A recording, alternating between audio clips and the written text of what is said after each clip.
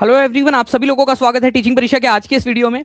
तो फ्रेंड्स, आप लोगों का super TET, UP TET, paper 1, paper 2, super TET के लिए एक सिलेबस जो है, ऑफिशियल सिलेबस नए आयोग के द्वारा जारी कर दिया गया है। बहुत हद तक चांसेस है कि आप लोगों की नोटिफिकेशन आ जाए। देखिए, अगर 1% भी चांस है कि आपका नोटिफिकेशन आ जाता है और इसके अंदर में आप देखोगे कि पिछले 7 साल का सूखा पड़ा हुआ है, 7 साल से वैकेंसी नहीं आई थी, तो कितना कंपटीशन होने वाला है।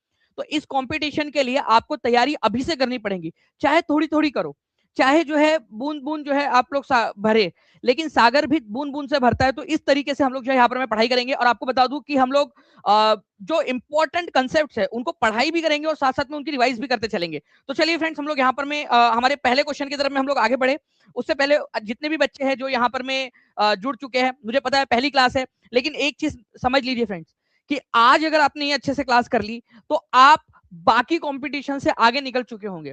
बहुत बड़ा कंपटीशन है, ठीक है। आज की क्लास पूरी अच्छे से देखिए, जो भी क्वेश्चंस पूछूंगा उनको कमेंट के अंदर में आंसर्स आप लोग करते रहिए। ओके, चलिए। तो जिन बच्चों ने भी सेशन को लाइक कर दिया उन सभी लोगों का बहुत बहुत शुक्रिया। जहां भी शेयर कर सकते हो जल्दी जल्दी से शेयर कर देंगे। आप सभी लोगों को ये पूरी क्लास समर्पित। चलिए, तो हमारा पहला क्वेश्चन जो है फ्रेंड्स, उसकी तरफ में हम लोग आगे बढ़ते हैं। 77वें गणतंत्र दिवस 2026 के अवसर पर, ठीक है, भारत के राष्ट्रपति द्वारा कुल कितने पद्म पुरस्कार विजेताओं को मंजूरी दी गई है। आप यहां से समझिएगा फ्रेंड्स कि पद्म पुरस्कार जो है वो 3 प्रकार के होते हैं, ठीक है। एक होता है पद्म विभूषण, ठीक है, एक होता है पद्म भूषण और एक होता है पद्मश्री। इसमें से सबसे बड़ा जो है पद्म विभूषण होता है, ठीक है। फिर पद्म भूषण आता है, फिर पद्मश्री आता है। तो 3 प्रकार के जो है पद्म अवार्ड दिए जाते हैं। तो ये टोटल कितने दिए गए हैं ये आप लोगों ने याद रखना है। तो टोटल 131 दिए गए हैं। ये बहुत इंपॉर्टेंट क्वेश्चन है, ठीक है। ये पूरा साल भर आप लोगों के लिए इंपॉर्टेंट रहने वाला है। तो प्लीज इस पर्टिकुलर पॉइंट को आप लोग याद रखिएगा, ठीक है। तो C is the correct answer. Okay, इसके अलावा जो है फ्रेंड्स और क्या क्या पूछा जा सकता है ये आप लोगों को आपके मेमोराइजर के अंदर में भी दे दिया गया है। मैं आपको बता दूं, टीचिंग परीक्षा का एक स्पेशल फीचर है मेमोराइजर, जो आप लोगों को आपके पेट ऐप पेट क्लास के साथ में मिल जाता है। उसमें मेमोराइजर में हमने इसको डाल दिया है आप लोगों के लिए, ताकि आपको अभी से याद हो जाए। तो देखिए, 13 पद्म भूषण दिए गए हैं। पाद 5 जो है फ्रेंड्स आप लोगों ने याद रखना है कि पद्म विभूषण पुरस्कार दिए गए। अब ये पद्म विभूषण किसको दिए गए हैं ये भी आप लोगों के लिए बहुत ज्यादा इंपॉर्टेंट हो जाता है। उसकी पूरी की पूरी लिस्ट भी मैं आप लोगों को यहाँ पर मैं प्रोवाइड करवा देता हूँ, ठीक है। पूरी की पूरी लिस्ट जो है यहाँ पर में हम लोग देख लेंगे। उससे पहले आप लोग यहाँ पर में देख लीजिए कि कितने स्टेट वाइज पद्म पुरस्कार जो है यहाँ पर में दिए गए हैं, ठीक है। तो 11 जो है फ्रेंड्स ये दिए गए हैं उत्तर प्रदेश के लिए, पूरे 131 में से, और 15 दिए गए हैं महाराष्ट्र में से। तो आप देख सकते हो कि सबसे ज्यादा पद्म पुरस्कार महाराष्ट्र से मिले हैं, ठीक है। उसके बाद में जो है तमिलनाडु से मिले हैं, ठीक है। फिर उसके बाद में 11 यूपी से और 11 जो है पश्चिम बंगाल से। तो इस तरीके से कहां से कितने पद्म पुरस्कार मिले हैं ये भी आप लोग देख लीजिएगा। एक क्वेश्चन है, ठीक है, टोटल 131 मिले हैं, ये हम लोगों ने देख लिया, टोटल 131, ठीक है। जिसमें से 5 जो है पद्म विभूषण है, सबसे बड़ा वाला जो होता है, फिर 13 पद्म भूषण है और 113 पद्मश्री है। तो ये भी आपसे क्वेश्चन बन सकता है, तो प्लीज इसको याद रखिएगा।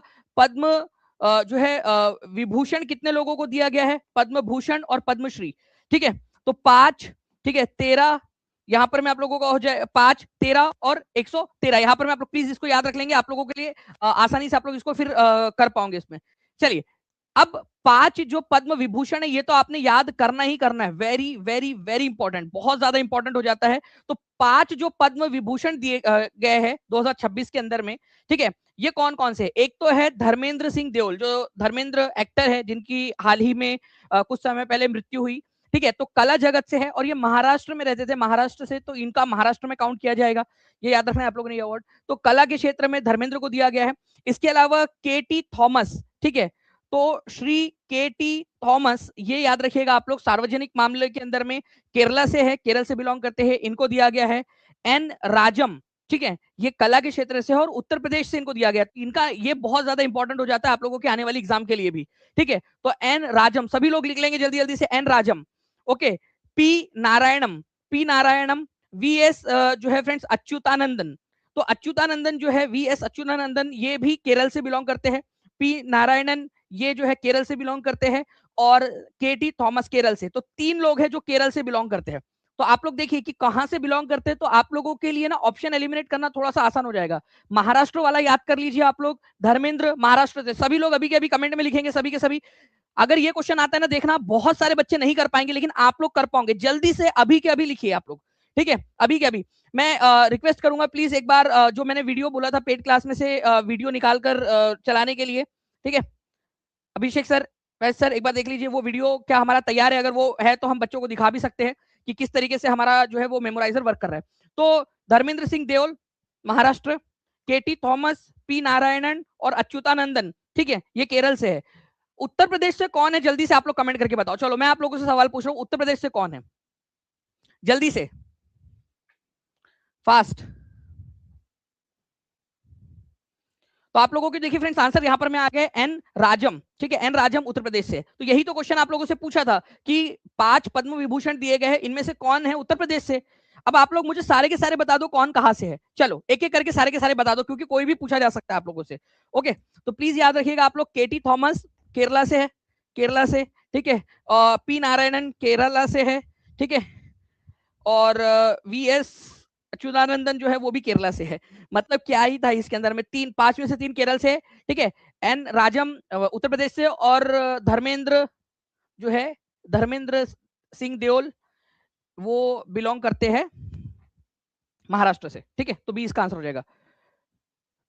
नेक्स्ट क्वेश्चन की तरफ में हम लोग आगे बढ़ते हैं फ्रेंड्स। इस पर्टिकुलर क्वेश्चन को देखिए आप सभी के सभी, और एक बार जल्दी से जितने भी लोग हैं यहाँ पर, मैं चाहते हैं कि इस तरीके के सेशंस होते रहे, तो जल्दी से हाथ ऊपर करके बता देंगे आप सभी के सभी, जल्दी से। देखिए इस पर्टिकुलर क्वेश्चन के अंदर में बोला गया कि कौन सा वाला इनकरेक्टली मैच्ड है। क्या आप चाहते हो कि सारा का सारा एक्सप्लेन कर दूं मैं आपको? अगर हाँ तो हाथ ऊपर करके बता देंगे आप लोग। सारा का सारा मैं पूरे के पूरे सारे आपको एक्सप्लेन कर देता हूं इन डिटेल, ताकि इनमें से कोई भी क्वेश्चन बने आप लोग सॉल्व कर पाए।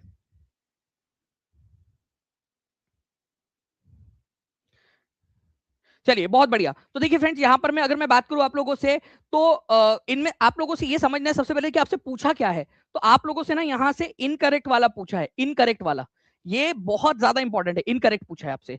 ओके, तो अब ध्यान से देखिए आप लोग, एक एक करके हम लोग बात करते हैं इसकी। चार्ल्स वुड डिस्पैच, तो वुड्स डिस्पैच जो है ये मैग्ना कार्टा कहा जाता है इंडियन एजुकेशन का।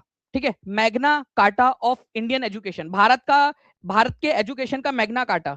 ठीक है, मैग्ना कार्टा, ठीक है, शिक्षा के जगत के अंदर में Magna Carta of Indian education, Indian education जी। इसके अलावा जो है फ्रेंड्स आप लोगों को पता होना चाहिए कि इस चार्ल्स वुड्स डिस्पैच जो है, इसकी घोषणा के बाद में ही भारत के अंदर में 3 यूनिवर्सिटीज बनी थी, मद्रास, कलकत्ता और बॉम्बे। तो मद्रास, कलकत्ता और बॉम्बे यूनिवर्सिटी, मद्रास, कलकत्ता और बॉम्बे यूनिवर्सिटीज, ठीक है, ये कौन से वाले आदेश के बाद में या कौन से चीज के आधार पर बनी थी? बनी 1856 में थी, लेकिन ये चार्ल्स वुड्स डिस्पैच के आधार पर ही बनी थी।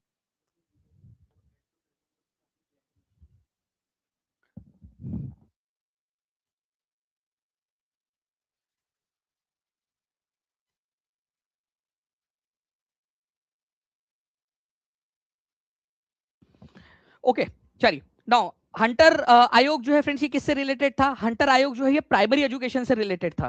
ठीक है, हंटर कमीशन। अच्छा, ये चार्ल्स वुड्स डिस्पैच जब हुआ था, या चार्ल्स डिस्पैच हुआ था, चार्ल्स वुड कौन थे? ठीक है, चार्ल्स वुड कोई ना कोई इंसान तो होंगे, ये उस समय में ईस्ट इंडिया कंपनी के, ठीक है, बोर्ड ऑफ डायरेक्टर के हेड थे ये। ठीक है, चार्ल्स वुड। उसके बाद में ये आया था लॉर्ड डल हाउसी के समय में, डल हाउसी के समय में। तो चार्ल्स डिस्पैच जब आया था उस समय में भारत का गवर्नर जनरल कौन था? चलो ये क्वेश्चन आ सकता है, आप लोग बनाइए इनमें से कितने क्वेश्चंस बन सकते हैं। चार्ल्स वुड्स डिस्पैच जब आया तो उस समय में गवर्नर जनरल कौन था, या आप लोग हाथ जल्दी से लिख के बताएंगे मुझे। उसके बाद में हंटर आयोग 1882 के अंदर में, बिल्कुल सही है, ये प्राइमरी एजुकेशन के लिए बना था, भारत के अंदर में प्राइमरी एजुकेशन के लिए। और इस समय में भारत का वाइसराय था लॉर्ड रिपन। ठीक है, लॉर्ड रिपन भारत के वाइसराय थे। उसके बाद में रेले आयोग, रेले आयोग जो है फ्रेंड्स, क्या ये 1902 के अंदर में बना था? बिल्कुल 1902 के अंदर में इसको बनाया गया था, ये देखने के लिए कि क्या भारत के अंदर में, ठीक है, यूनिवर्सिटीज और कॉलेज है उनको किस तरीके से गवर्न किया जा सकता है। तो यूनिवर्सिटी और कॉलेजेस को गवर्न करने के लिए, कानून बनाने के लिए ये लाया गया था। तो यूनिवर्सिटीज, भारत के अंदर में जो यूनिवर्सिटीज है और जो कॉलेजेस है, कॉलेजेस जैसे आज हमारा यूजीसी वगैरह जो है ना हैंडल करता है सारी चीजों को, वैसे ही तो यूनिवर्सिटीज और कॉलेजेस को फोकस करने के लिए, और इसी की रिकमेंडेशन के आधार पर इंडियन यूनिवर्सिटीज एक्ट आया था, Indian universities act, Indian university act 1904 किसकी सिफारिश पर आया था? तो रेले आयोग की सिफारिश पर आया था। और इस समय में कौन था? इस समय के अंदर में तुम्हारे छत्तीसगढ़ का लॉर्ड कर्जन, जिसने बंगाल का बंटवारा किया, लॉर्ड कर्जन उस समय में भारत का वाइसराय था। तो ये भी लिख देता हूं, लॉर्ड कर्जन। ठीक है, लॉर्ड कर्जन उस समय में भारत का वाइसराय था। सैडलर आयोग की अगर मैं बात करूं आप लोगों से फ्रेंड्स, तो सैडलर आयोग 1920 में नहीं बल्कि ये 1917 के अंदर में बना था। ठीक है, 1917 में ये बनाया गया था कलकत्ता यूनिवर्सिटी की जांच करने के लिए, कलकत्ता यूनिवर्सिटी की जांच करने के लिए। ठीक है, जांच करने के लिए। कितने लोग चाहते हैं कि इस तरीके से पूरा का पूरा हम लोग डिटेल के अंदर में कर ले? हाथ ऊपर करके बता देंगे जल्दी से, और सेशन को लाइक एंड शेयर भी जरूर कर दीजिएगा आप सभी के सभी। ठीक है, तो बता दीजिए जल्दी जल्दी से आप सभी के सभी जितने भी लोग हैं, अगर चाहते हैं कि इसी तरीके से मैं इतना डिटेल के अंदर में आप लोगों को बता दूं, तो आप बोलोगे तो हर क्वेश्चन आगे में भी या आने वाले सेशंस के अंदर में भी हम लोग ऐसे ही करेंगे। तो चैनल को सब्सक्राइब कर लीजिए आप लोग। ठीक है, और जो है सेशन को लाइक करके कमेंट के अंदर में जरूर बताइएगा कि सेशन कैसा लग रहा है आप लोगों को। ओके, तो डी इसका आंसर होगा जो गलत पूछा था। तो सैडलर आयोग कब बना था? 1917 में। प्लीज इसको कर लीजिए आप। अगर आप चाहोगे तो मैं इसके ऊपर में बेस्ड और भी क्वेश्चंस आप लोगों के लिए बना दूंगा। ठीक है, चलिए नाउ नेक्स्ट, कपास के रेशे किससे प्राप्त होते हैं? यूपी टेट के अंदर में ऑलरेडी आ चुका है फ्रेंड्स। हो सकता है कि ये क्वेश्चन सुपर टेट के अंदर में पूछ ले, यूपी टेट में पूछ ले, यूपी टेट पेपर 1 में पूछ ले, यूपी टेट पेपर 2 में, क्योंकि ये कहीं पे भी कौन सा भी कौन जो है क्वेश्चन पूछ सकते हैं। ठीक है, इसी वजह से ये इंपॉर्टेंट हो जाता है आप लोगों के लिए। देखिए, तो कपास के जो रेशे हैं ये आप लोगों को किससे मिलते हैं?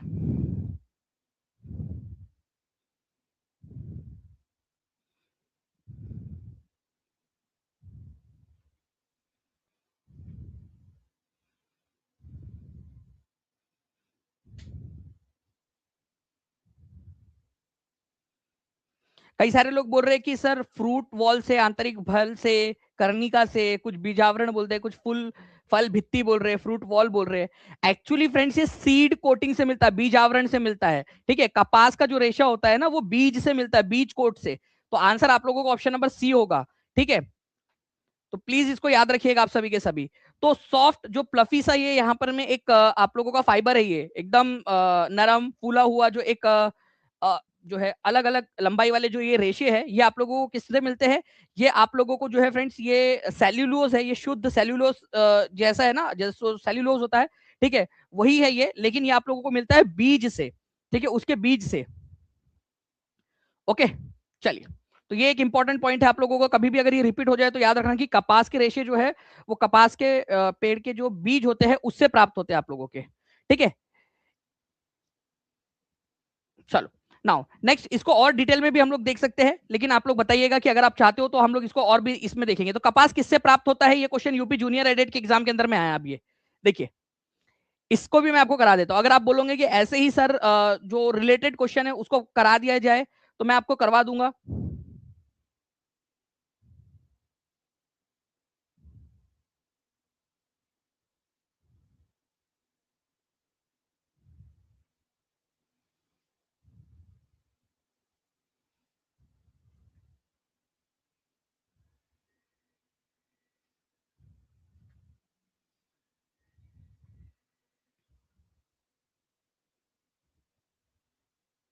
तो आंसर इसका हो जाएगा फ्रेंड्स आप लोगों का गॉसिपियम। ठीक है, गॉसिपियम। नेक्स्ट क्वेश्चन की तरफ में हम लोग आगे बढ़ते हैं। मानव शरीर में कितनी पसलियां या रिब्स होती है? मानव शरीर के अंदर में कितनी रिब्स होती है?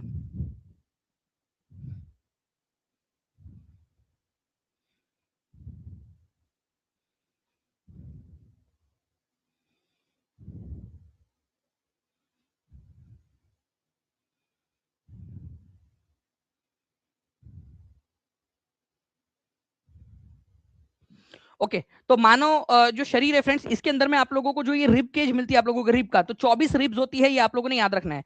ठीक है, तो आप यहाँ पर में देख सकते हो ये जो है 12 आप लोगों की जोड़ियां है।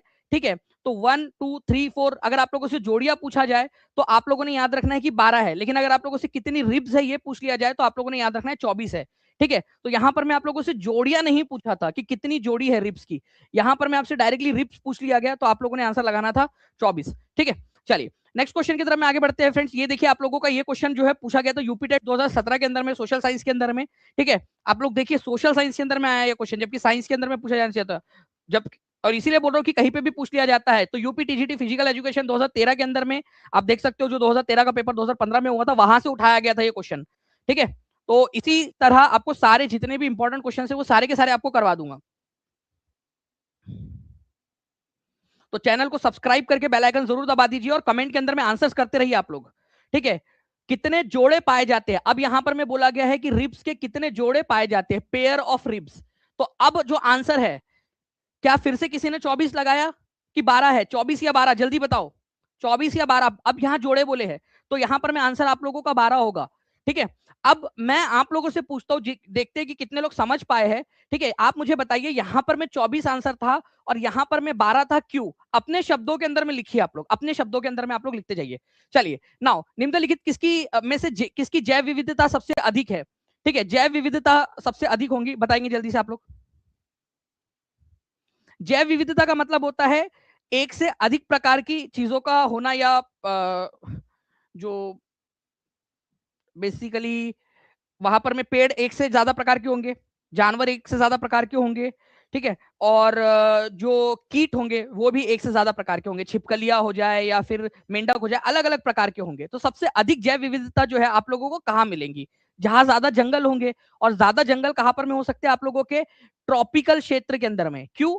क्योंकि ये देखिए हमारी दुनिया है, ये ट्रॉपिकल क्षेत्र में बहुत ज्यादा गर्मी पड़ती है, और यहीं पर सबसे ज्यादा जो है फ्रेंड्स क्या होता है, यहीं पर सबसे ज्यादा जो है ये इक्वेटर है 0 डिग्री वाला, इसके बीच में 23 डिग्री नॉर्थ, 23.5 डिग्री नॉर्थ, ठीक है, और 23.5 डिग्री साउथ, ये जो है हमारा, इसके बीच में सबसे ज्यादा गर्मी पड़ती है, ठीक है। तो ये गर्मी वाला जो क्षेत्र है आप लोगों का, गर्मी वाला क्षेत्र, यहां पर में गर्मी भी अवेलेबल है, धूप अवेलेबल है, और यहाँ बारिश भी सबसे ज्यादा होती है। तो ट्रॉपिकल एवरग्रीन फॉरेस्ट आप लोगों को मिलेंगे, ठीक है। उष्ण कटिबंधीय सदाबहार वर्षा वन आप लोगों को जो मिलेंगे, यहां पर में आप लोगों को सबसे ज्यादा प्रकार की डायवर्सिटी मिलेगी। समझ में आया क्या? क्यों? क्योंकि यहां पर में देखिए, एक तो बारिश बारिश ज्यादा हो रही है, तो जंगल ज्यादा है, जंगल ज्यादा है तो उस जंगल के अंदर में रहने वाले प्राणी आपको ज्यादा मिलेंगे, अलग अलग प्रकार के पेड़ मिलेंगे आप लोगों को, सदाबहार पेड़ मिलेंगे। तो इस तरीके से जो उष्ण कटिबंधीय सदाबहार वर्षावन वाला क्षेत्र है, वहां पर में सबसे ज्यादा आप लोगों को बायोडाइवर्सिटी पाई जाएंगी। कितने लोगों को ये चीज समझ में? एक चीज बता दो मुझे बस, क्यों पाई जाएंगी? उष्ण कटिबंधीय का मतलब होता है 23.5 डिग्री नॉर्थ से, कर्क रेखा से मकर रेखा के बीच वाला एरिया। कभी भी पूछ ले कि ट्रॉपिकल जोन कौन सा है, तो दोनों ट्रॉपिक्स के बीच वाला, दोनों जो है जो मकर रेखा और कर्क रेखा है उनके बीच वाला एरिया। सबसे ज्यादा गर्मी कहाँ पड़ती है? यहीं पे पड़ती है। बारिश भी यहीं पे, इसी क्षेत्र में पड़ती है, क्योंकि यहीं पे जो है भाप बनती है और वहीं से जो है बारिश भी होती है, ये याद रखना है आप लोगों ने। और यहीं पर एवरग्रीन फॉरेस्ट आप लोगों को, ट्रॉपिकल एवरग्रीन फॉरेस्ट मिलेंगे, ठीक है। सर अभी से सुपर टेट स्टार्ट हो गया क्या? शालिनी यादव जी, देखिए आपके पास में एक मौका है कि आप बाद में करिएगा। जो बच्चे चाहते हैं कि जो उनकी वो कंपटीशन में आगे रहे, तो वो लोग धीरे धीरे ही सही, थोड़ा थोड़ा ही सही पढ़ सकते हैं। बाकी आप बाद में पढ़िएगा, जब प्यास लगेगी तब कुआं खोदना, मस्त मजा आता है बाद में। प्यास प्यास लगती तब कुआं खोद के देखो आप, कितना मजा आता है। चलिए, भारत के अंदर में जो साइलेंट वैली है, ये बिल्कुल उसका एग्जांपल है। अब आप मुझे बताइए कि silent valley national park Bharat के अंदर में कहां पर में है? ठीक है, जल्दी बताइए आप लोग। अरे क्यों बता दिया मैंने आपको?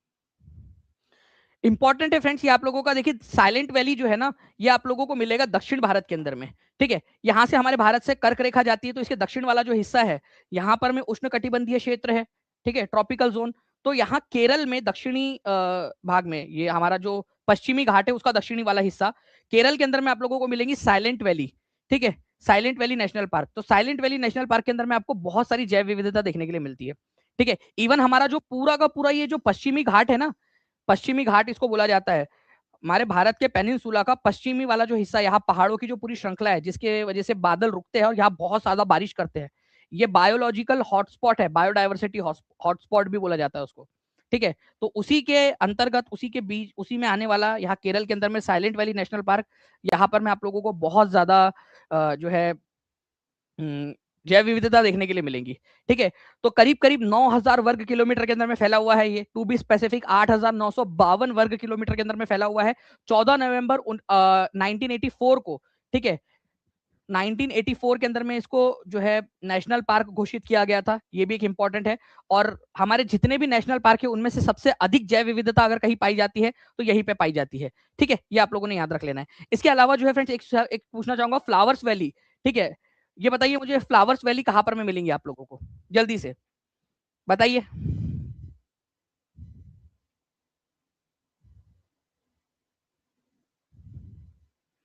ठीक है, तो फ्लावर्स वैली, साइलेंट वैली, सुरमा वैली, दोरांग वैली, जल्दी जल्दी से सभी के सभी बच्चे जो है आप लोग आंसर करते जाएंगे कि कौन सी वाली कहां कहां पर में है। हर एक बच्चे का आंसर आना चाहिए। देखो क्वेश्चन में से क्वेश्चन अगर आप लोग बना लिए ना तो फिर आप लोगों को कोई नहीं रोक सकता आगे बढ़ने से। ओके, तो वैली ऑफ फ्लावर जो है आप लोगों को उत्तराखंड के अंदर में आप लोगों को मिलेंगी। ठीक है, साइलेंट वैली मैंने आप लोगों को बताया फ्रेंड्स कि आप लोगों को कहां पर में मिलेंगी, हमारे दक्षिण भारत के अंदर में नीलगिरी पर्वत के नीचे में। ठीक है, दोरांग और सुरमा का जो है फ्रेंड्स आप लोगों को, दोरांग घाटी आप लोग बता दीजिए कि कहां पर में है आप लोगों का, दोरांग घाटी मिलेंगी कहां पर में।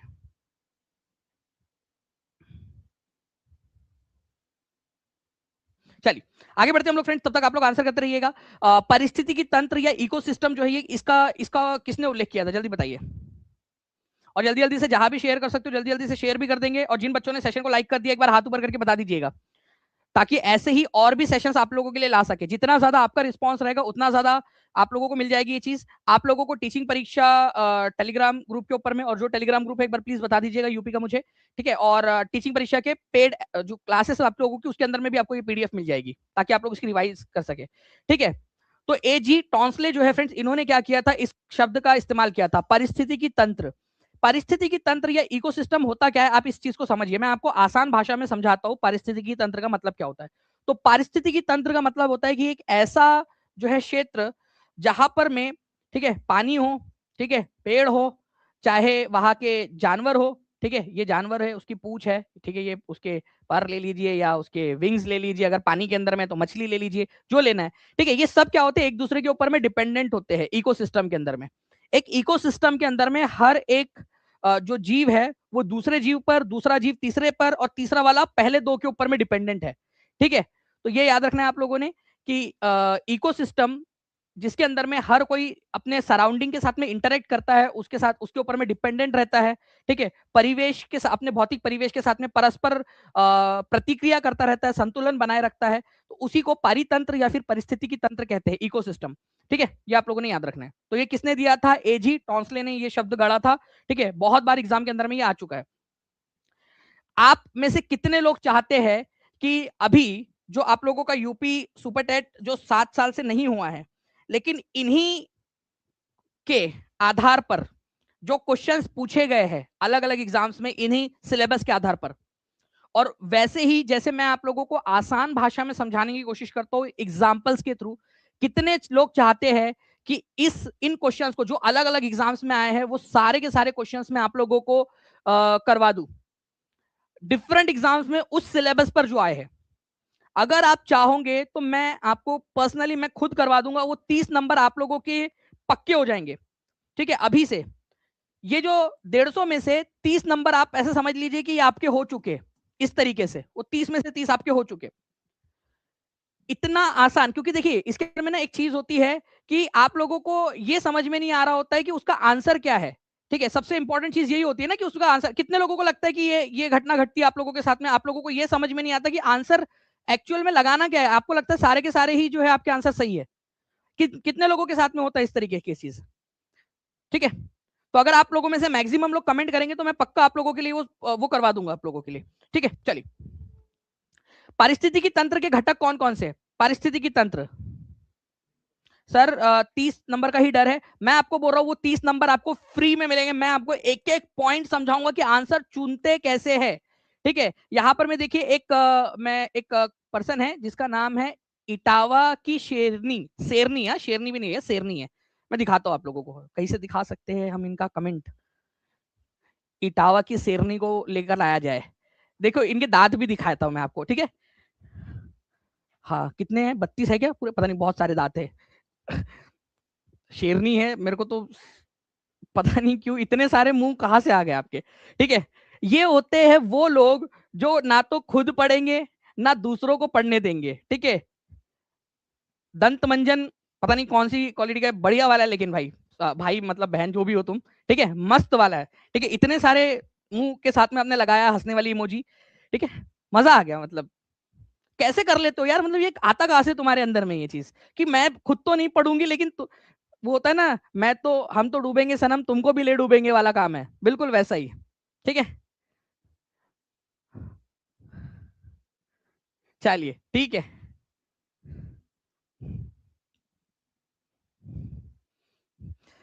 अगर आप सही में लड़की हो तो भाई एक्चुअली इनसे बच के रहा करो, क्योंकि पता है आज ईमेल और जीमेल के जमाने में भी इस तरीके की अफवाहें या फिर डिमोटिवेशन फैलाने में सबसे आगे फीमेल ही रहेंगी, चाहे जीमेल ईमेल कुछ भी आ जाए। चलिए, पारिस्थितिकी तंत्र के घटक के नाम आपको बताने थे। तो देखो बायोटिक मतलब क्या होता है आप लोगों का, जो जिंदा है। ठीक है, अभी जिंदा हूं तो जी लेने दो, थोड़ा पी लेने दो, पीना नहीं है लेकिन, ठीक है, व्यसन मुक्त रहना है आप लोगों ने। तो जिंदा है जो, ठीक है, जिंदा हूं मैं। और अबायोटिक मतलब जो जिंदा नहीं है, पत्थर, मिट्टी, ठीक है, चट्टाने, ये सब जो है अबायोटिक सब्सटेंस है। तो दोनों तरह के चीजें पारिस्थितिकी तंत्र में आती है। मतलब हर कोई चीज जो है एक दूसरे से क्या कर रहा होता है, इंटरेक्ट कर रहा होता है। आप बोलेंगे कि मिट्टी हो ही ना, जमीन हो ही ना, अपने आप जो है तालाब हो, तालाब में मछली हो, तालाब के अंदर में मछली के अंदर में तालाब के अंदर में पेड़ भी हो, सब कुछ हो, पानी भी हो, लेकिन उसके अंदर में मिट्टी ना हो, या फिर पानी भी अबायोटिक है तो पानी भी ना हो उसके अंदर में, तो कैसा तालाब, कौन सा तालाब? भाई बायोटिक अबायोटिक दोनों चाहिए आप लोगों को। तालाब का एग्जांपल से समझ में आया क्या? इमेजिन करो, तालाब है, मछली है, पेड़ है, ठीक है, मेंढक है, कछुआ है, छिपकली है, कॉकरोच है, ठीक है, और क्या क्या हो सकता है, सांप है, सब है उसमें, पानी ही नहीं है तालाब में। कैसा लगेगा आपको? और मिट्टी भी नहीं है नीचे में, कैसा लगेगा, कैसा लगेगा वो तालाब? तो भाई बायोटिक अबायोटिक दोनों का संगम होता है पारिस्थितिकी तंत्र। ठीक है, तो बायोटिक अबायोटिक दोनों का संगम होता है, इसको याद रखना है आप लोगों ने। ठीक है,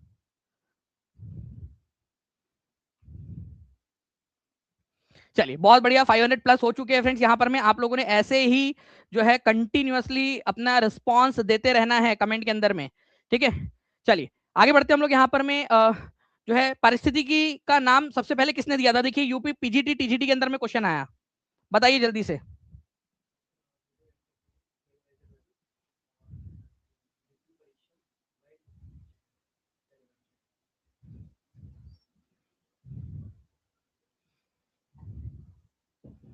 बताइए जल्दी से, तो आंसर क्या हो जाएगा फ्रेंड्स? एजी टेंसले। एजी टेंसले ने परिस्थिति के तंत्र का नाम दिया था सबसे पहले। चलिए बताइए, उत्तर प्रदेश सरकार ने युवाओं में नई तकनीक कौशल विकसित करने के लिए, भाई युवा कितने लोग हैं यहाँ पर? में हाथ ऊपर करेंगे, जितने भी लोग युवा है वो हाथ ऊपर करेंगे, और जो युवा नहीं है वो हाथ ऊपर ना करे। ठीक है, अगर आप युवा हो तो बताइए मुझे।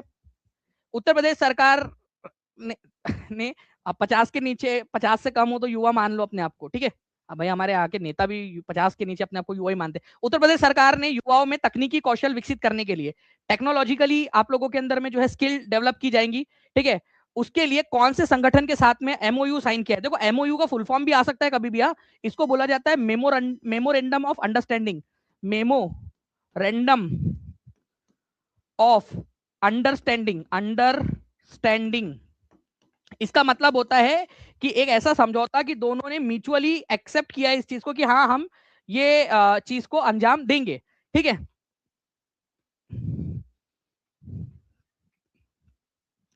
Okay, good. तो किसके साथ में किया है ये समझौता? तो ये समझौता जो है फ्रेंड्स, ये नेस्कॉम के साथ में किया है। ये नेस्कॉम क्या है? नेस्कॉम का मतलब होता है national association of software and service companies. जितनी भी भारत के अंदर में सॉफ्टवेयर कंपनीज है और सर्विस प्रोवाइडर कंपनीज हैं, उनका एक संगठन है, उनका एक एसोसिएशन है, जिसको शॉर्ट में प्यार से, ठीक है, हम घर के नाम से नेस्कॉम बुलाते हैं। ठीक है, तो नेस्कॉम के साथ में मिलकर ये सॉफ्टवेयर और सर्विस प्रोवाइडर कंपनी है का ग्रुप है ये। ठीक है, तो नेस्कॉम के साथ में उत्तर प्रदेश सरकार ने एक एग्रीमेंट साइन किया है कि हमारे यहाँ के जो युवा लोग हैं उनको न्यू एज टेक्नोलॉजी, मतलब कि आज का एआई वेआई और जो बाकी सारी चीजें, वो सारी चीजें सिखाई जाए। ठीक है, ओके, तो नेस्कॉम के साथ में किया है, ये आप लोग लिख लेंगे, नेस्कॉम लिख दीजिए सभी के सभी लोग। चलो गुड। वन्य जीव संरक्षण अधिनियम किस वर्ष पारित किया गया था? Wildlife protection act.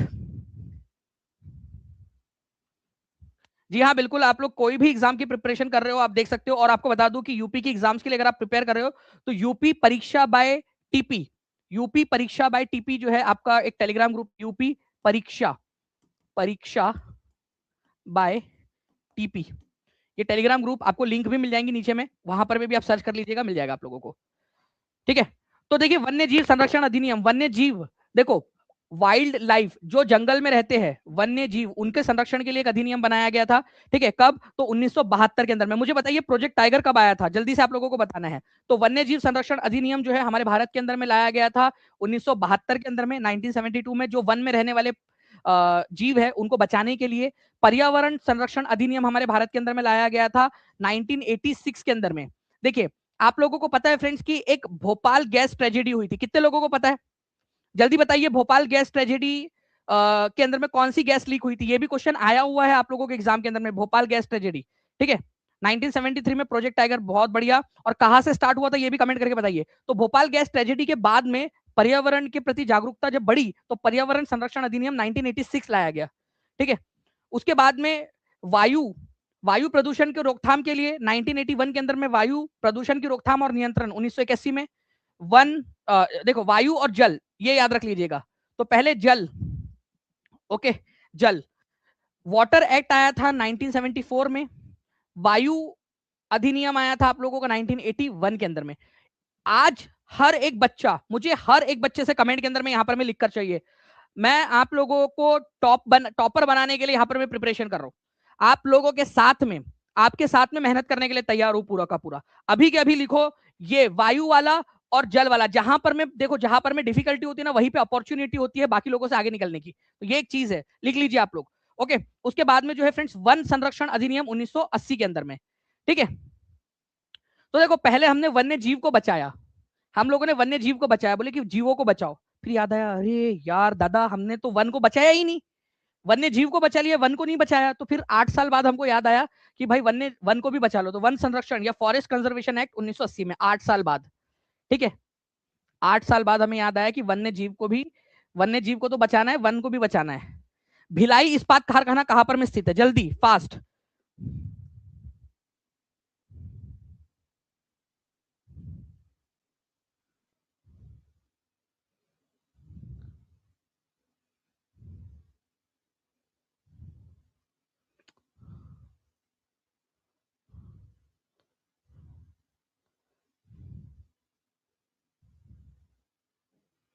Bhilai इस्पात कारखाना,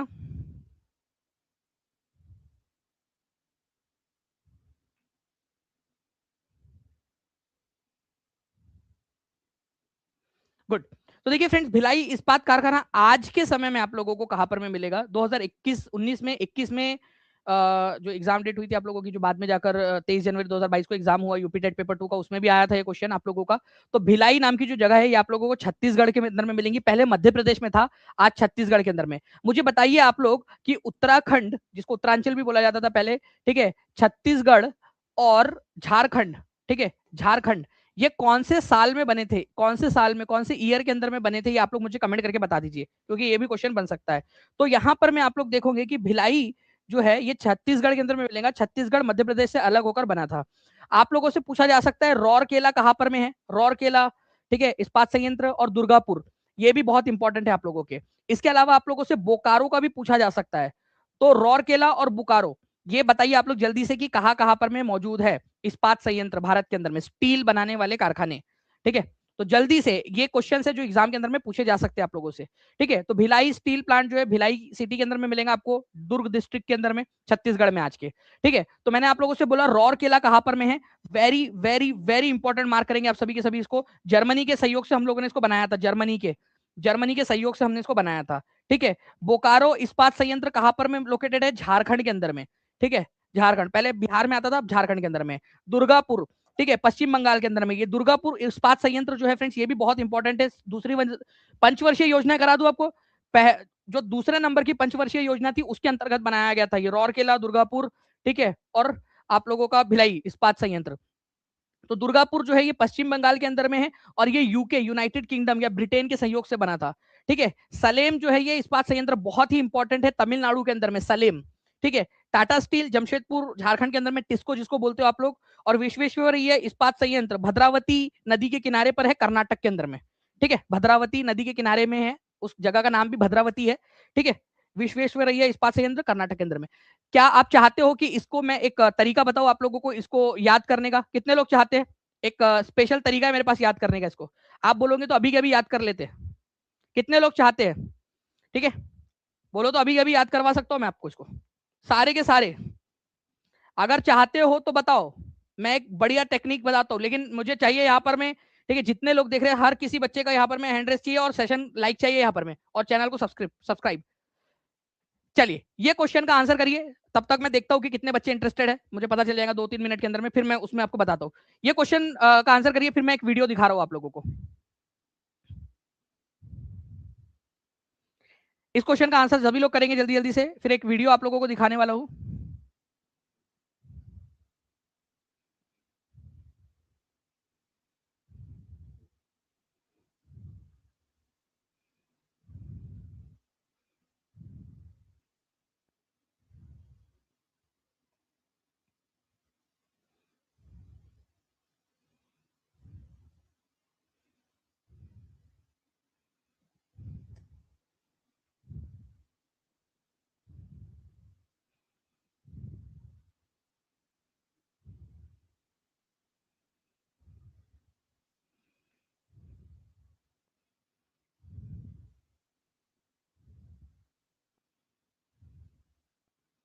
चलिए मैंने डाल भी दिया है आप लोगों का इसको जनरेट करने के लिए, तब तक आप लोगों ने इसका आंसर लगाना स्टार्ट कर दिया है।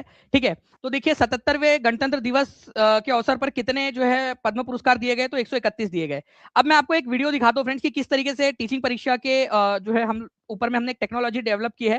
ठीक है, उसका भी अब लाइव डेमो भी आपको दूंगा, जिससे आप लोगों की प्रिपरेशन और ज्यादा ईजी हो जाती है। अब देखिए आप लोग ये वीडियो में आई होप दिखाई दे रहा होगा। ठीक है, लवली स्टूडेंट्स टीचिंग परीक्षा के, ये स्पेशल हम लोगों ने आप लोगों के लिए बनाया है। अब यहाँ पर में क्या है, ये पुराने मेमोराइजर से कैसे अलग है, ये आप लोग यहाँ पर में देख पाओगे। देखिए पहली चीज तो आप लोगों को यहाँ पर में अपनी खुद की टेस्ट बनाने का ऑप्शन है आप लोगों के पास में, आप देख सकते हो खुद की टेस्ट बना सकते हो आप। जनरल इंफॉर्मेशन देखिए यहाँ पर में आप क्विज यहाँ पर में स्टार्ट करोगे। जनरल इंफॉर्मेशन कितने लोगों को दिया गया है, आप चाहे तो देखो more than one of the above, none of the above के ऑप्शन यहाँ पर में जोड़ दिए गए आप लोगों के, एक से अधिक, मोटा और नोटा जोड़ दिया गया है कि भाई एक नई चीज आप लोगों के लिए मोटा नोटा जोड़ दिया गया। और इस तरीके के क्वेश्चंस आपके जो एग्जाम एकदम स्पेसिफिक क्वेश्चंस है, एग्जाम के लेवल के जो क्वेश्चंस है, अब वो आप लोग सॉल्व करोगे मेमोराइजर के अंदर। तो आप लोग देखिए, आप लोग गलत भी आंसर लगाओगे ना यहाँ पर में, तो भी आप लोगों को क्या होगा, वो बाकी के भी आंसर्स बताएगा यहाँ पर में। ठीक है, तो देखिए मैंने यहाँ पर में सही लगाया कि 2026 में कितने पद्म पुरस्कार जो है वो फॉरेनर्स को, एनआरआई को दिए गए हैं, तो 6 लोगों को दिए गए हैं, फॉरेनर एनआरआई को। आगे बढ़ते हैं हम लोग यहाँ पर में, देखिए फिर से कितना, ये कौन सा कथन सही है इनमें से, हर साल जो है ये 16 जनवरी को आयोजित किया जाता है, ये भी सही है। तो आंसर क्या हो जाएगा आप लोगों का, मोर देन वन ऑफ दी बोल लीजिए। एग्जाम लेवल का आप लोगों का यहाँ पर जो है पूरा का पूरा, और कितने बच्चे एक्साइटेड है एग्जाम लेवल के आप क्वेश्चन कर। ओके, तो आप लोगों ने यहाँ पर मैं देखा फ्रेंड्स, जी हाँ, आप लोगों को छोटा इसलिए दिख रहा था क्योंकि वो शॉर्ट के साइज का वो वीडियो बनाया गया था, बड़ा वाला भी दिखा दूंगा।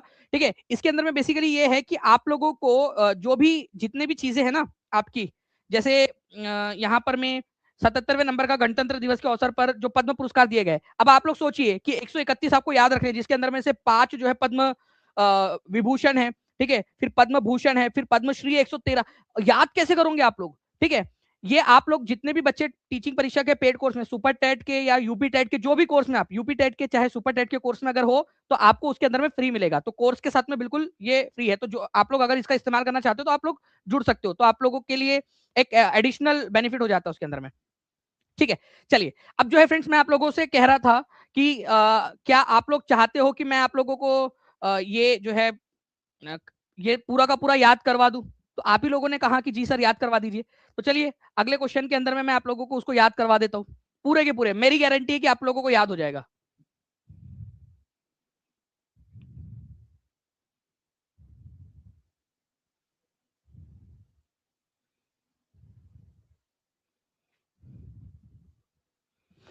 ठीक है, एक धूमकेतु की पूंछ हमेशा किस ओर होती है, बताइए। एक धूमकेतु होता है, धूमकेतु उसका जो है ना आप देखोगे कि इवेपोरेट होता रहता है कंटिन्यूअसली, तो कहां पर में होंगी, टुवर्ड द सन, क्या सन के तरफ में, मतलब आप सोचिए कि एक जो है बर्फ का टुकड़ा, फॉर एग्जांपल आप समझिए एक बर्फ का टुकड़ा है जो सन के तरफ में जा रहा है, तो क्या उसकी पूंछ आगे में होंगी क्या, ठीक है, सन के साइड में नहीं, तो ये हमेशा कहा होती है अवे फ्रॉम दी सन होती है, चाहे वो धूमकेतु कहीं पे भी हो, सन से विपरीत दिशा के अंदर में उसकी वो होती है, क्योंकि सोलर फ्लेयर जो होती है ना, जो सूरज की गर्मी बोल लीजिए आप लोग, या सोलर फ्लेयर बोल लीजिए, या सूरज का रेडिएशन बोल लीजिए, वो क्या करता है, हमेशा जहां भी सूरज होगा उसके अपोजिट दिशा में ही करेगा ना उसको, ठीक है, पुश। या फिर अगर सूरज मान लीजिए कि ये धूमकेतु जो है आपका इधर साइड में है, ठीक है, इधर साइड में अपनी पूंछ छोड़ रहा है, तो सूरज मतलब इधर साइड में होगा, तभी तो सूरज के अपोजिट डायरेक्शन के अंदर में वो उसकी पूंछ बनेगी। ठीक है, तो हमेशा अवे फ्रॉम दी सन होता है, ये बार बार पूछे जाने वाला सन है, ये क्वेश्चन है आप लोगों का, याद रहेगा आप सभी लोगों को। चलिए, जितने भी बच्चे हैं, जिन लोगों ने सेशन को लाइक कर दिया, एक बार हाथ ऊपर करके बता देंगे। ठीक है, जैसे कि टीम मुझे बता रही है यहाँ पर में कि 500 प्लस लाइक्स आप लोगों ने कर दिया, तो बहुत बहुत शुक्रिया। चलिए, अब मैं आप लोगों से प्रॉमिस जैसे मैंने किया था कि ये याद करवा देता हूँ। करेज तूफानी जो बच्चा आज क्लास में है, आज वो एक नया जो है अपने साथ में एक नॉलेज बैंक साथ में लेकर जाने वाला है। ठीक है, नया नॉलेज बैंक साथ में आप लेकर जाने वाले हो। चलिए, इसको जल्दी से याद करो। एक आप लोगों को आधे मिनट का समय दे रहा हूं मैं, आधे मिनट का, जल्दी से याद करो इसको। अभी के अभी बता रहा हूं आप लोगों को मैं, अभी याद करवा के, और आपको याद होगा इसकी गारंटी मेरी।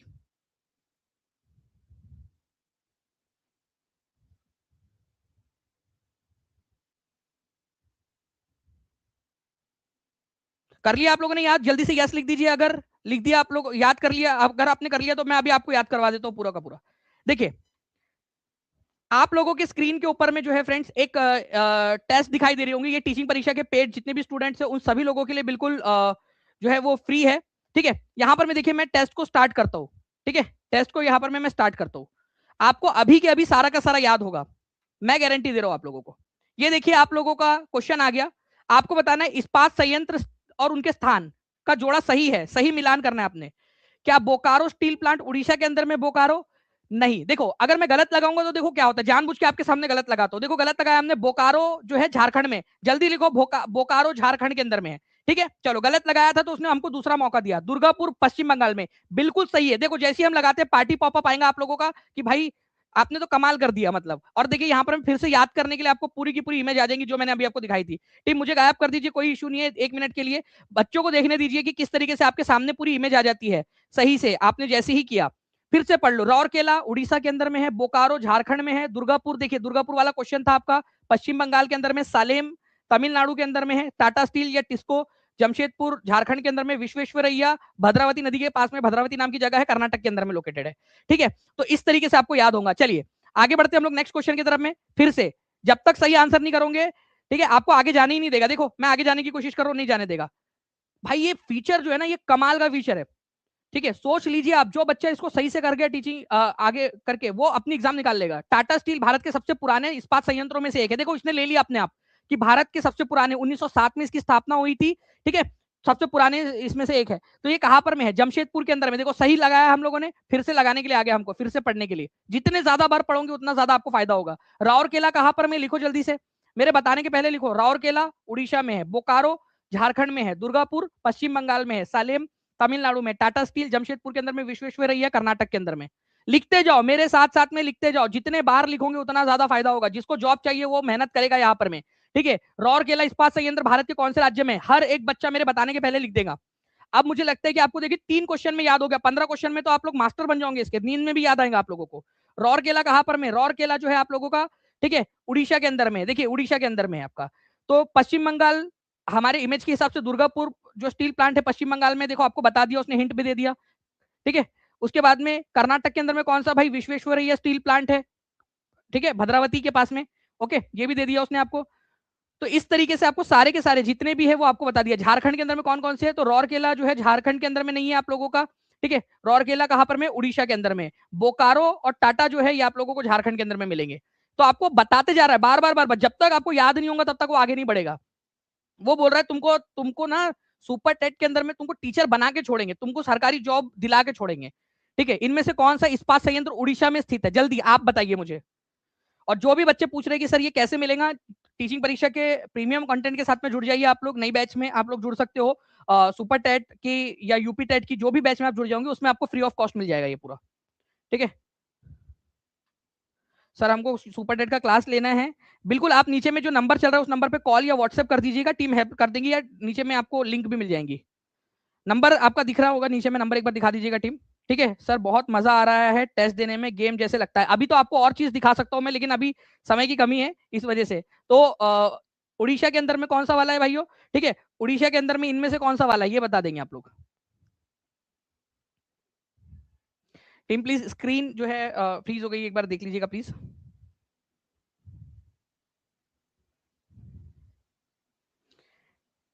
टीम प्लीज एक बार आके देख लीजिएगा स्क्रीन।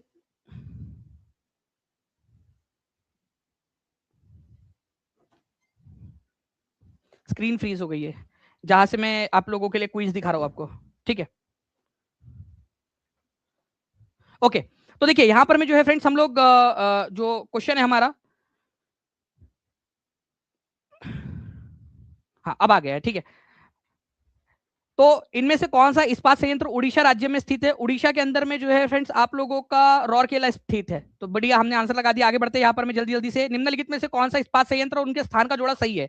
ठीक है, जोड़ा सही है ये बताएंगे आप सभी लोग, ठीक है। इनमें से कौन सा वाला जोड़ा सही है? अभी देखिए बच्चों की तरफ में भी दिख नहीं रहा है, ठीक है। स्क्रीन मेरे तरफ से भी फिर से चली गई है।